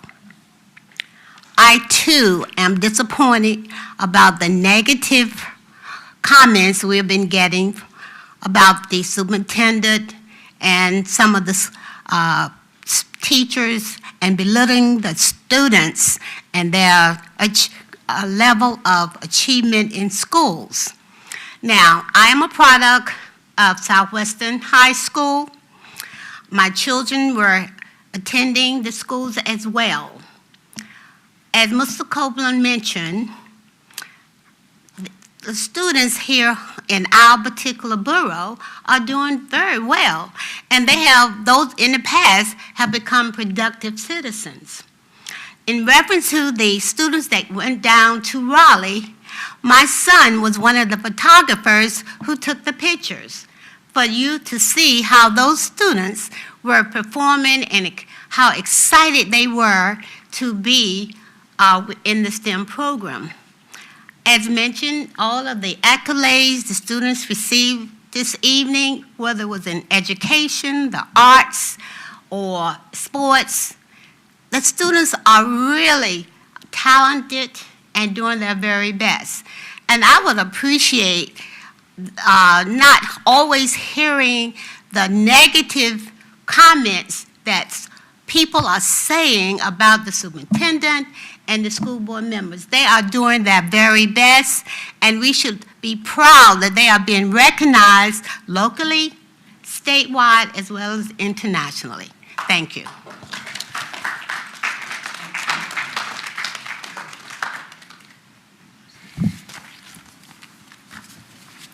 Next speaker, Dr. Adrian Bradley Gray, regarding disparaging remarks made about Suffolk Public School staff and students.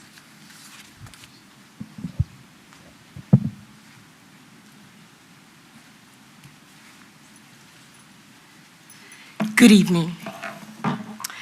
As a proud educator here in the city of Suffolk and the proud president of the Education Association of Suffolk, I am highly concerned about the remarks recently given by Dr. Brittingham and her assessment of our students. The comments by Dr. Brittingham about our schools, educators, and students is at best tone deaf and at worst intentionally insulting. There are, of course, a number of real issues that must be addressed in our division, but painting 80% of our students as meandering is astonishingly unprofessional and absolutely unprofessional. Thank you.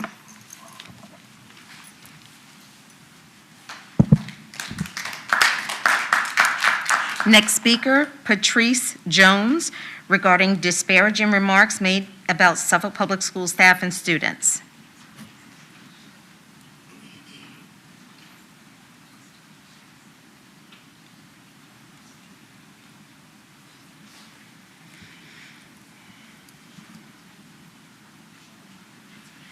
Good evening. My name is Patrice Jones. I am an administrative assistant at Booker T. Washington Elementary.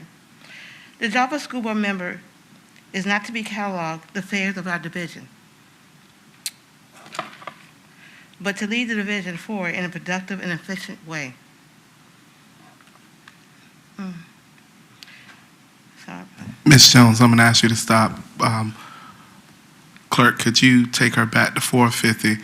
I need you to pull your mic down. Okay. Okay. Hold I on can one start. moment, Ms. Jones. Okay. The job of school board member is not to catalog the failures of our division, but to lead the division forward in a productive, efficient way. These comments is nothing to inspire or offer strategic direction, only to criticize and belittle us. Thank you.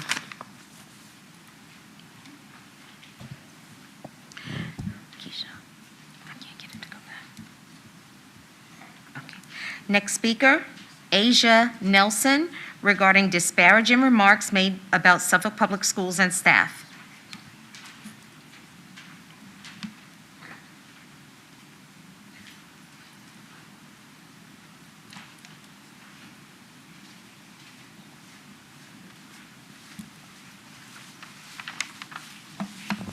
Good afternoon.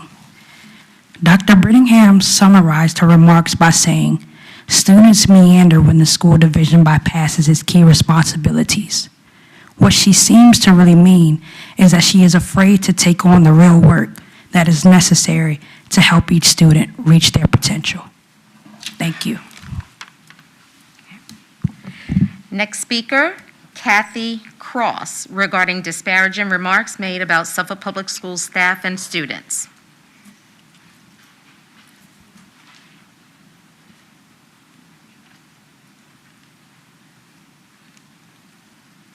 Good evening. I am also a teacher at Booker T. Washington Elementary.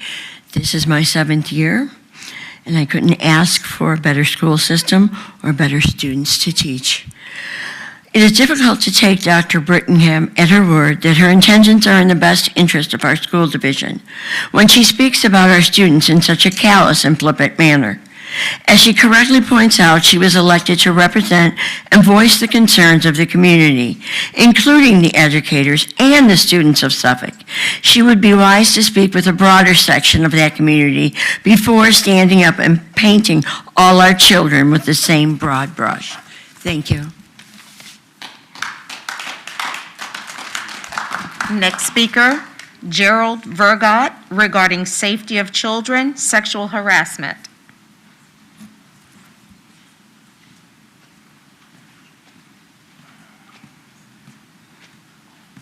I don't really want to talk to y'all.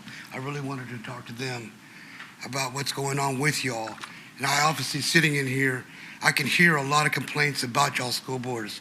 We're going to talk about Mr. Gordon and about Mr. LaFay and about one of your teachers, how definitely Dr. Gordon wanted to lead a group to enforce a parent to be shut down. Ain't that right, Mr. Gordon? You want to instruct all all Oakland Elementary School to do whatever they want to do to me, talk any way they want to. My wife is dead because of this. What do you do about that, Dr. Gordon? But y'all had a parade today. Your Dr. Gordon and them harassed my family like only God knows why. Apparently instructed by that lawyer right there.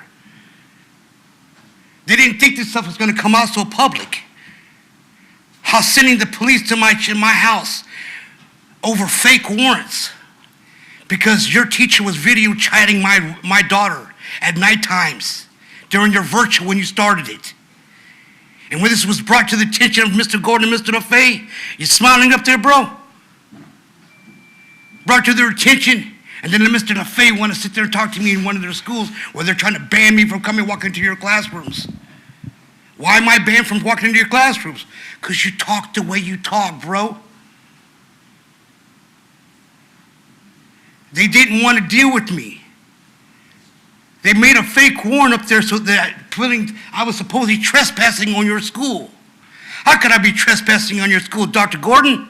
That's right, tell the people I was taking my children to school because I'm a single parent. Yes, I have a mother for these children. She's mentally ill. They knew this, but they kept going. They made fake warrants. They got their Suffolk Police Department to chase my family, go 20 deep every other day, coming after misdemeanor warrants. Really? You're wasting our taxpaying money for this? But we want your wife to come here and take these children. But wait, she's got a job and she's also mentally ill. That's the safety of these children? But that was okay with Dr. Gordon. And the more I called to complain about it, the more he instructed them, don't answer the phones, no matter what. Bring his children, but don't bring yourself, bro. That's your new way of this corona. Y'all stood here in front of all these people when this corona started out, telling what instructions, how do we do this, people? How do we do this for these kids? So these kids get an education. You didn't know, and you still don't know. These kids don't even come home bringing a homework anymore. They have no idea what homework is. But let's go back to this, this teacher calling my child in the middle of the night, video chatting. And then Mr. LaFay want to stand there and have his hands on my daughter, which I didn't even realize that he was fondling my daughter. And his hand, why were you inappropriately touching my daughter? But I was banned, even harder, from coming into your schools. Talking, and most of y'all know me. Most everybody. Y'all hear me calling, complaining. And the more I complain, y'all would justify. Do you hear the way he hurt my feelings? Do you see the way he talked to me? That's right, because I'm also like an attorney. I may not be a legit attorney like you, but I know the law. And I know when you're breaking the law. And I know when you're instructing people to break the law. Tell these people how you did it. My wife, on July 27th, had a mental breakdown because being sent to court over and over. Chasing, I had to leave my home. I had to leave my family. I had to make a decision. The police every day at my house or to give my children a chance to breathe and leave.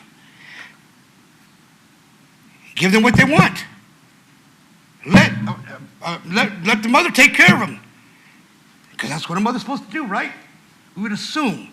But when you're mentally ill, there's reasons they can't raise these children. But there's no concerns to y'all. No concerns to what all these people are going through. We're all going through something. But when we talk like this, it seems to be, can we get him a psychiatrist maybe? 10 seconds. This? How about let's not harass us? Let's not do that. Let's have some compassion. But when my wife was taken over here to Suffolk OBIC. I'm sorry, your time has expired. Correct, I can still tell the story. Would anybody like to hear this? Sir, I'm going to need you to take a seat. Who's saying that? The board chair. The board chair, why? Can the board chair tell me why my wife hasn't? Sir, you're out of order. Okay, great. My wife was 5 months taken away, dead, sitting in the... Sir, I asked you to stop talking and exit and take a seat. Police officers, please escort him out. You're out of order. Cover up what y'all do. Like I said, it's going to go public, especially you, bro. You're definitely going to tomorrow I'll be talking to the governor about it, and you will see a lawsuit if it gets it. Suffolk Public Schools has been made aware of this allegation, and it has been debunked. I'm going to repeat that again before people get on Facebook Worldwide News. Suffolk Public Schools has been made aware of this allegation, and it has been debunked. Then, any additional speakers, Madam Clerk? No, sir. All right, board members, we're going to spiral back one more time. Y'all got to help me. I'm just getting from work, and it was a 2-hour drive to get here. 2 hour and a half. We're going to go back to new business, item number 5, ordinance 23/24-38, an ordinance adding chapter 2, article 2, section 2-2.7, 3.1, entitled rules of order for meetings of the school board and committees of the school board, governing policies, basic principles, basic definitions, general procedures for handling a main motion, general rules of debate of the policy of the Suffolk City School Board. And I know it says information or action, but we didn't decide as to whether we want to take it as informational or as we want to act on it tonight. Board members, what's your pleasure?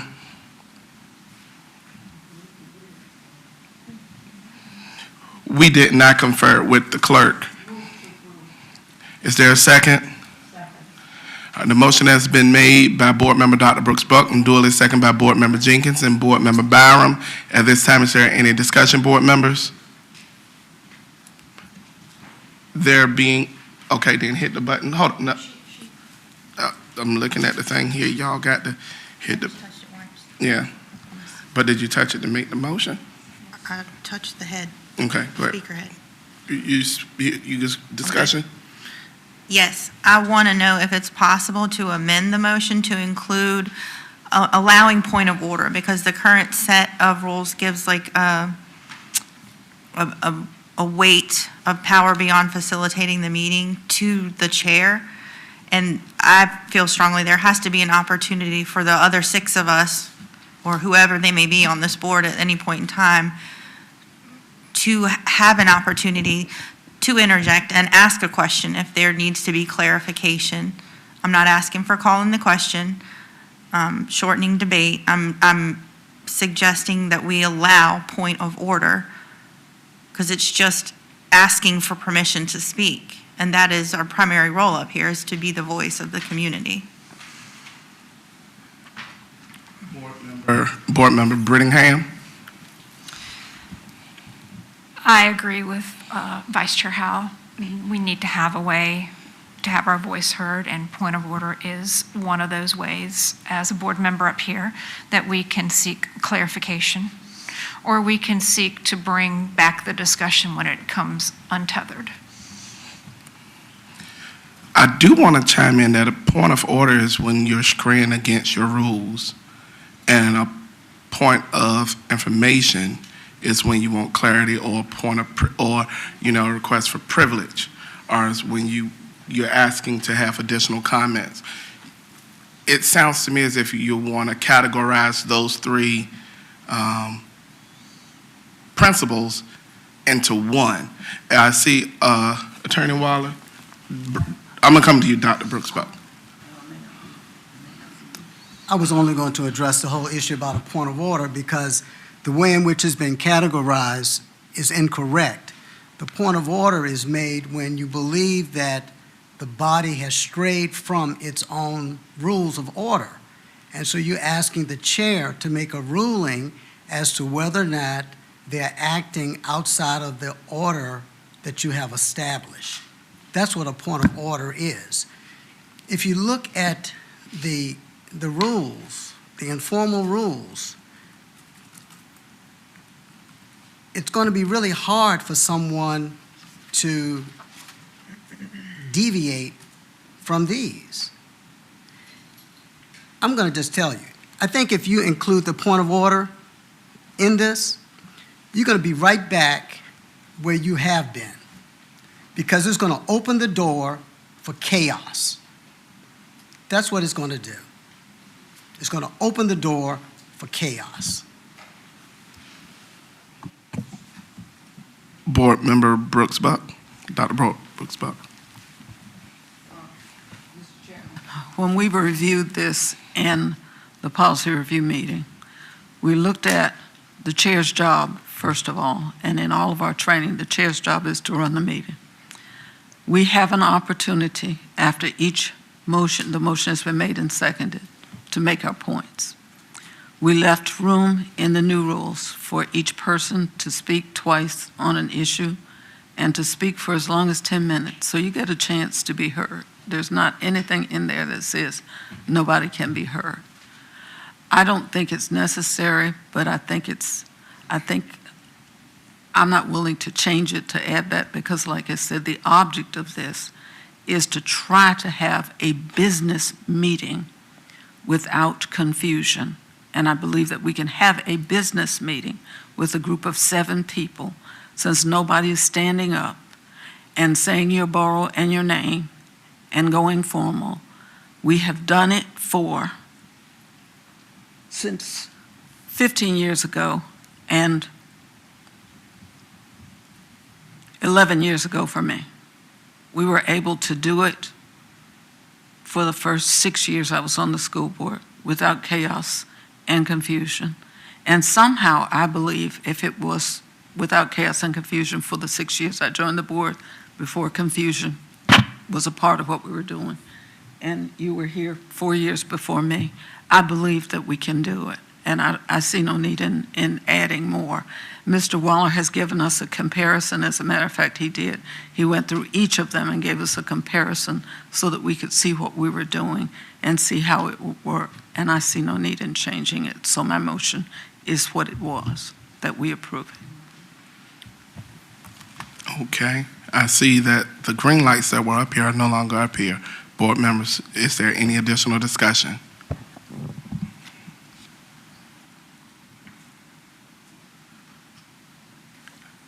No additional discussion. The motion is on the floor to approve the ordinance as is.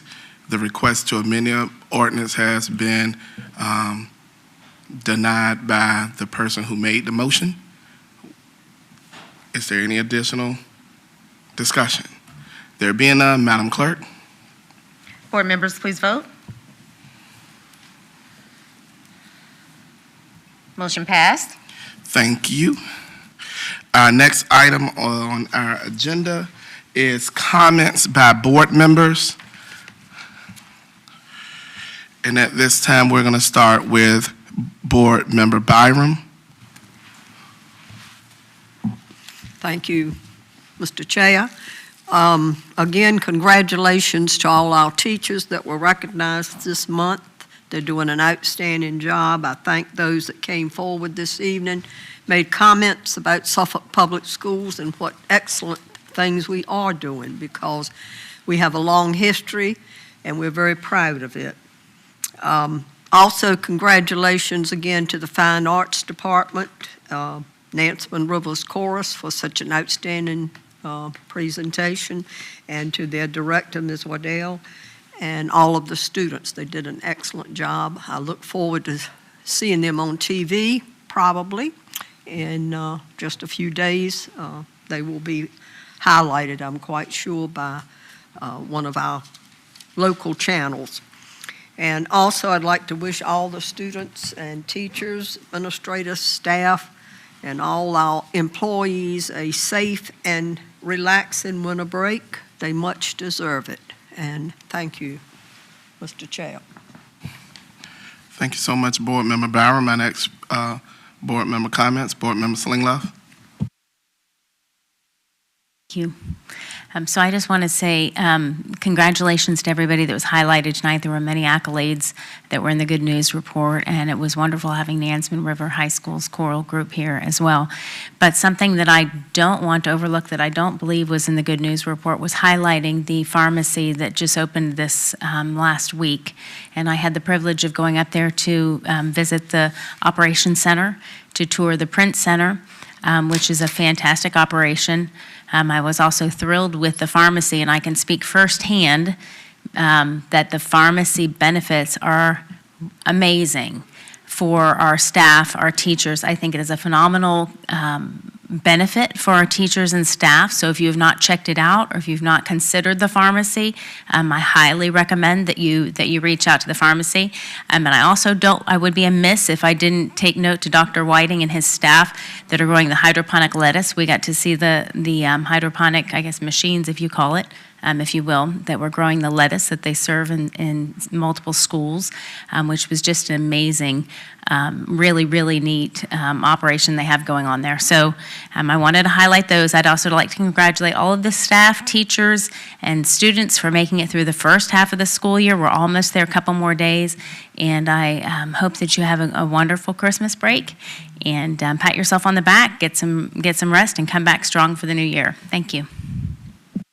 Thank you, Board Member Slingloff. Our next speaker is Board Member Dr. Brooks Buck.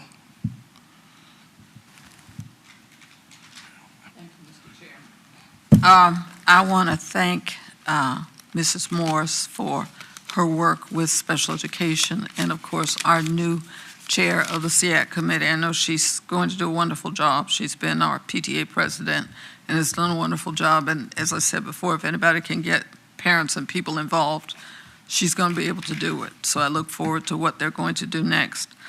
I attended the joint meeting with the city council and the school board, and I had several concerns, but one specifically was data.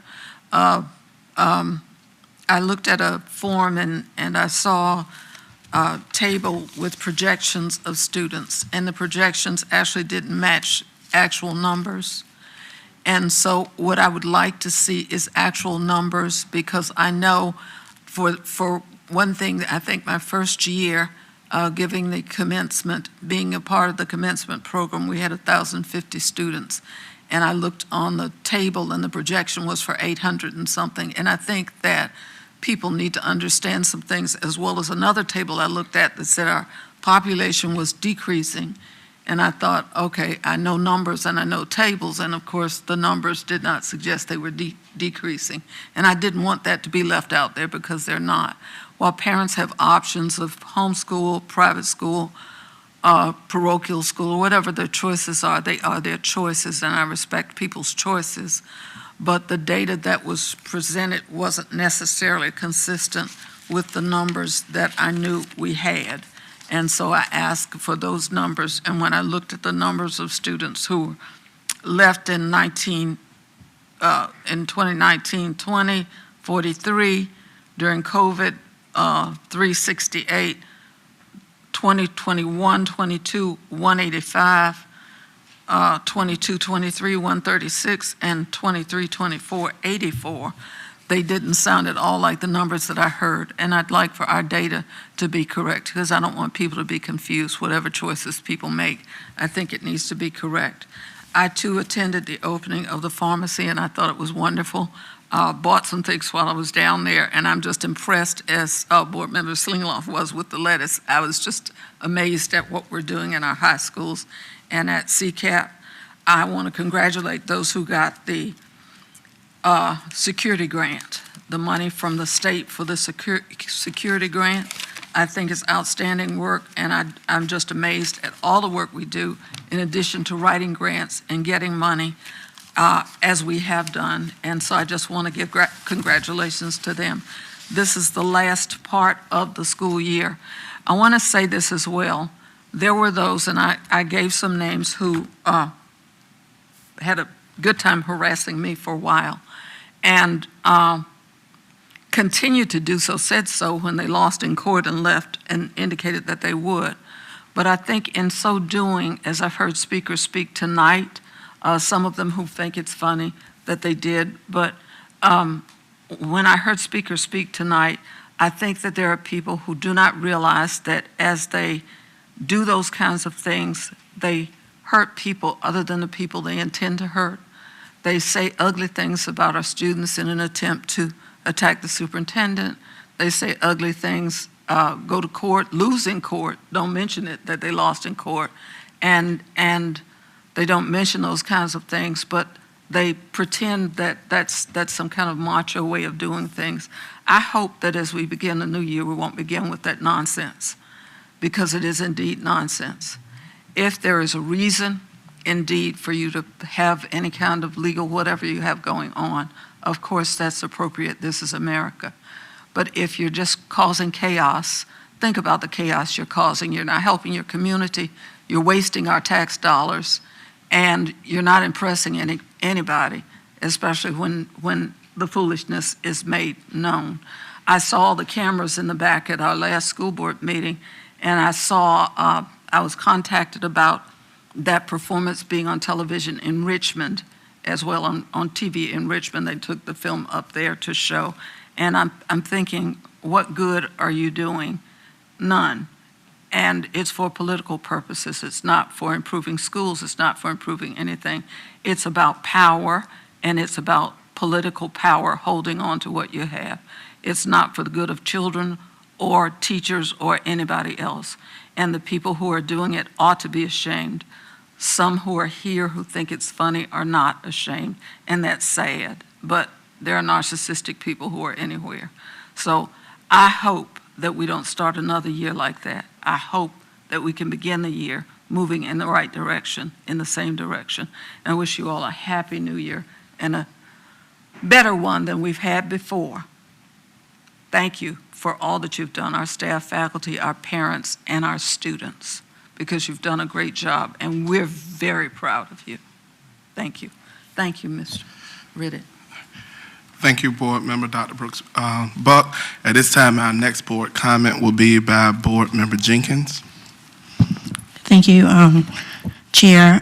First of all, I just want to thank everyone for your concerns and your condolences of the transition of my mother. At our last board meeting, I did leave early because it was the same day that I buried my mother, but I came to the board meeting to do part of what I had to do as a board member, and thank you, Chair, for speaking on my behalf.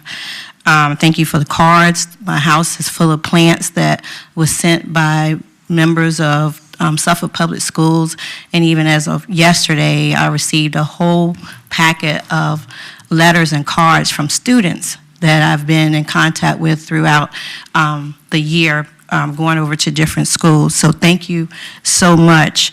I also want to congratulate everyone that was honored here tonight and that was mentioned or highlighted. Your work speaks for itself, and you're doing a fantastic job, so thank you so much for what you do, and we do appreciate it.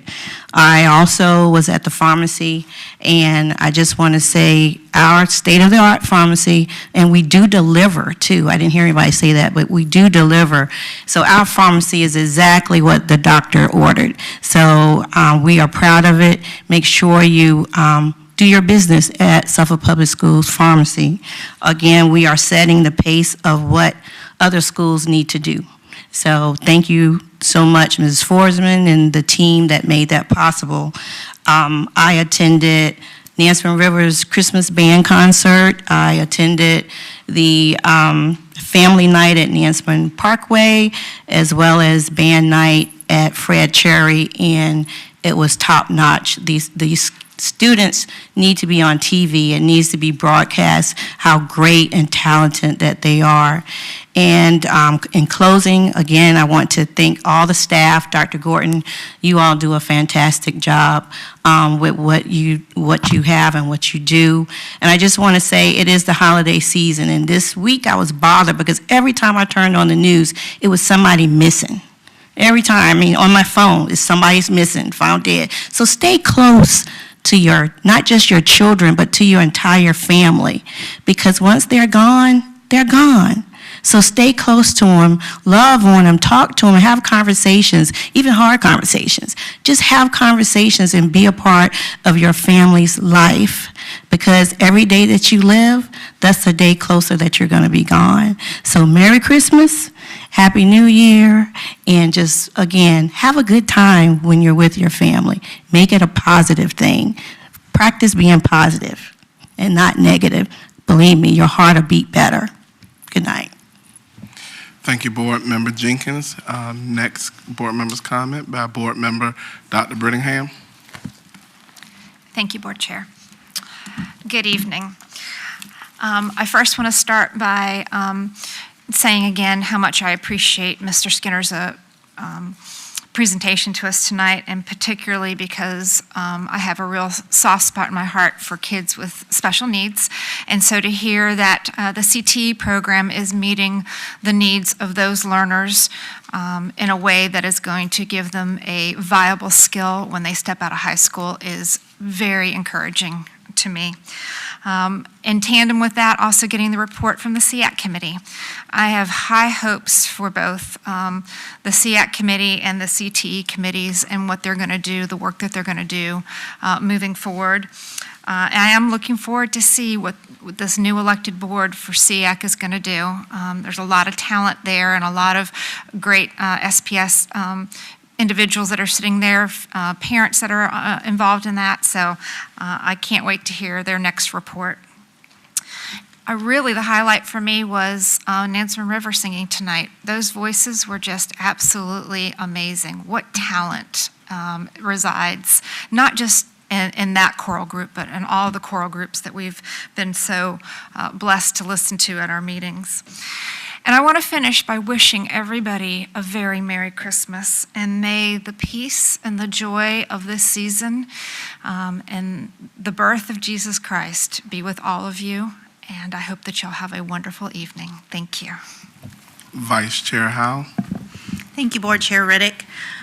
Just a couple of updates about what I've been up to as a board member. I attended the VSBA annual conference. I always enjoy that. There's lots of good information in the general thematic speakers.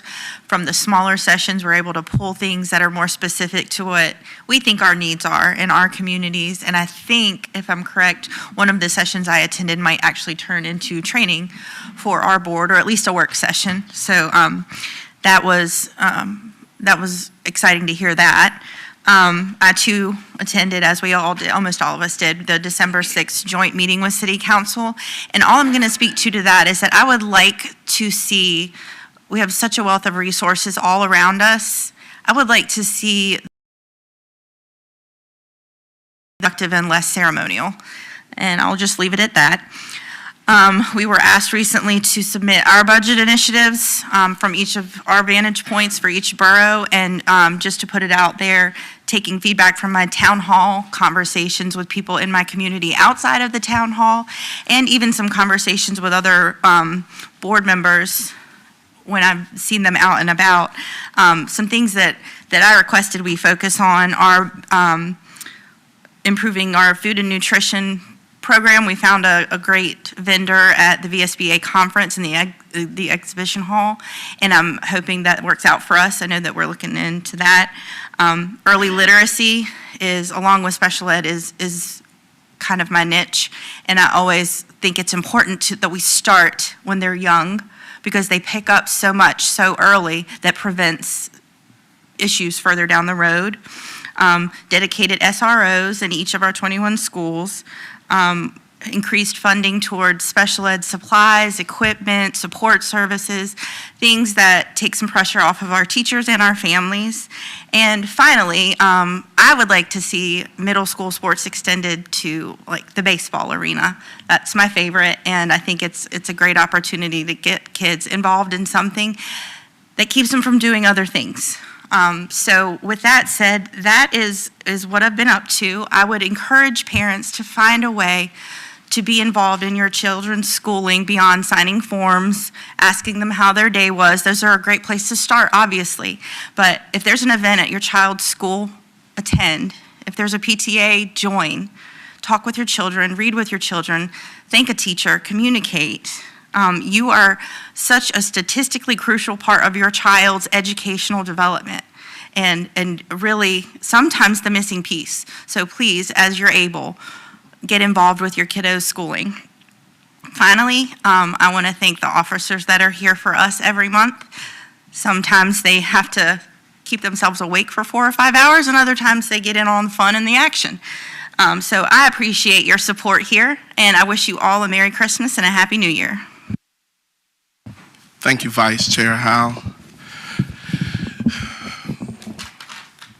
My comments are going to be seasoned with grace to the best of my ability. I'm going to start with the joint meeting that was held. I want to correct the false narrative that has been put out by some that is simply untrue.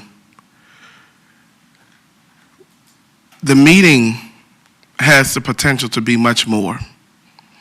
When we met, the whole purpose of us meeting was to begin to put together a strategic plan to replace pre-merger infrastructure. What do I mean by pre-merger infrastructure?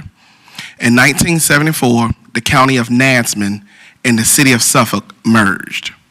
Majority of the schools that need to be replaced are on the Nansemond County's footprint. The city of Suffolk consists of just pretty much downtown Suffolk, the Suffolk Borough, the historic Suffolk Borough. The growth and all the other things you see is the county growth. And we're still operating off a pre-merger footprint.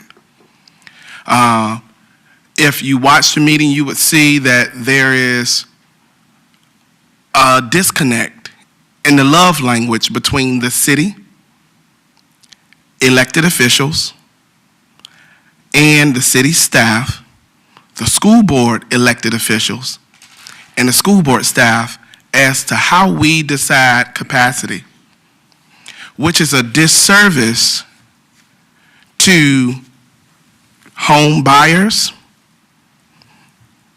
parents of students in schools, and developers. Because if you're going to use square footage to determine how many students a school can hold versus programs, it makes a big difference. In the meeting we had prior to the joint meeting, I was very clear with our mayor as we was jointly developing the agenda, as well as with city manager and Dr. Gordon, that we wanted a fruitful meeting. We didn't want a formality, ceremonial, hey, thank you. No, we need to talk about real issues. And the real issues is not the false narrative that Suffolk Public School is not producing. The real issue is not this false narrative that there's a mass exodus of employees. That's fake news. The reality is our city is growing. There's a trend swing as our city moves from the old Nesman County academic infrastructure. And now we have a real problem. You have rooftops going up, but you don't have the bricks and mortar to educate the students safely inside. The reality is we don't generate our own money. We would be a fool to expect the city to say, hey, we don't want to grow until we do all this other stuff. But what we need to do is put egos, dictatorships, and foolishness, because that's what it is, foolishness and the Napoleon syndrome aside, and do what's in the best interest of the Suffolkians. That's why majority of us said we ran. That's why we were elected. And against popular belief from some people, when you are elected, you just don't represent those people who voted for you. You also represent those people who didn't vote for you, and those people who are not of age to vote, and those people who didn't vote at all. So if we're going to move forward in the right direction, the foolishness, the egos, and the stupidity has to stop. So when people complain about the fruitfulness of the meeting, we always give it a mic, we always give it information, we always give an opportunity to ask questions. If you didn't ask questions, if you didn't understand, you could have asked for clarity. But also, when you facilitate the meeting, just as I facilitate this meeting tonight, it is my responsibility to make sure the agenda is accomplished and that we're having fruitful discussion. When we have a joint meeting, it is also the presider's responsibility to make sure that we're having a fruitful discussion. If the discussion is not fruitful, then the presider failed to do his or her job. It's just what it is. Next item that I want to address is you can't, we got children, so I'm going to try to season with a little more grace. Thank you, Lord. You can't beat the school division and then love on the school division at the same time. This is not a domestic relationship. You can't do that. You can't tear down Suffolk Public Schools, its students, and its staff, and then want the division to grow, want to attract the best people to come work here. Why would you do that? If I tell you the car is a lemon and it's keep breaking down, but I want you to buy it for $5,000, you wouldn't buy it. You would be crazy to do so. You can't keep saying the school system is not educating its students when the data contradicts that. You can't keep saying the teachers can't teach when the data contradicts that. You can't keep saying the school board is moving in the wrong direction when the data contradicts that. And then expect people to enroll and put their children in the school system. Or to expect to attract and compete, not just regionally anymore, because you can teach from home now. If you're trying to attract some of the brightest potential employees out there to apply for Suffolk Public Schools, be less of a critic and more of an advocate. When we sit on these dioceses, we have a voice that you trusted us to do. We have a lifeline where we can call the superintendent and advocate and ask questions and request reports. And if you have the majority, which means you have to talk to the people you work with, board members being, you can request and require the superintendent to bring presentations before the board. If you're not exercising that, stop blaming the staff. Stop blaming the children. Be a part of the solution and not a part of the problem. In closing, I would like to recognize something that board member Brooks Buck and Vice Chair Howell and I attended at the VSBA. Taxpayers, I got to warn you, if you see us up here acting recklessly, call us, email us, let us know. Our insurance carrier has informed us at the VSBA in a workshop that you will see at the work session on January the 11th. If you get up here and you're talking reckless about your staff, or you're talking reckless about situations, our insurance carrier will waive coverage, meaning they will not cover us. So if we are sued, and our staff has rights, if we are sued, that comes out of our operational budget. It directly impacts the children. They're coming back January 11th to go more in depth, and I think it's something that everybody should have all their little clicks, so everybody need to come out for that presentation so you can help hold your elected body accountable. It's very important. We're not talking about small money that VACORP is paying out due to the chain of events. VACORP even talked about how these things are politicalized now, where there are big corporations and there are big political PACs who are financing people to come to school board meetings and stage religious violation and stage FOIA request violations and stage things that we've seen here in Suffolk just to get political attention. I didn't make it up. You will hear the same information January 11th. If we want to be surprised in Suffolk, let it be a good surprise and not a bad surprise. It's enough of the manure on the green grass. Let's move forward. Our children can't wait. You didn't run to play games. You didn't run to get in the way, I believe. Let's work as one unit and move. The next item is, where am I at? It's information only item. I do want to bring your attention to item 7. SPS condolences, and it's one name that I don't see reflected. I don't think you all was made aware of in time, and that's, okay, it's a lot going on when our families are losing loved ones. But Mr. Michael Hughes of Kings Fork High School, this man was a giant. If you've been to a football game, you met him, he checked you in. And please keep your thoughts and prayers with the families, especially during this holiday season, who have lost a loved one. It's a different cut around the holiday seasons when you're used to spending time with your loved ones. At this time, there's no further business by the board. We're going to adjourn.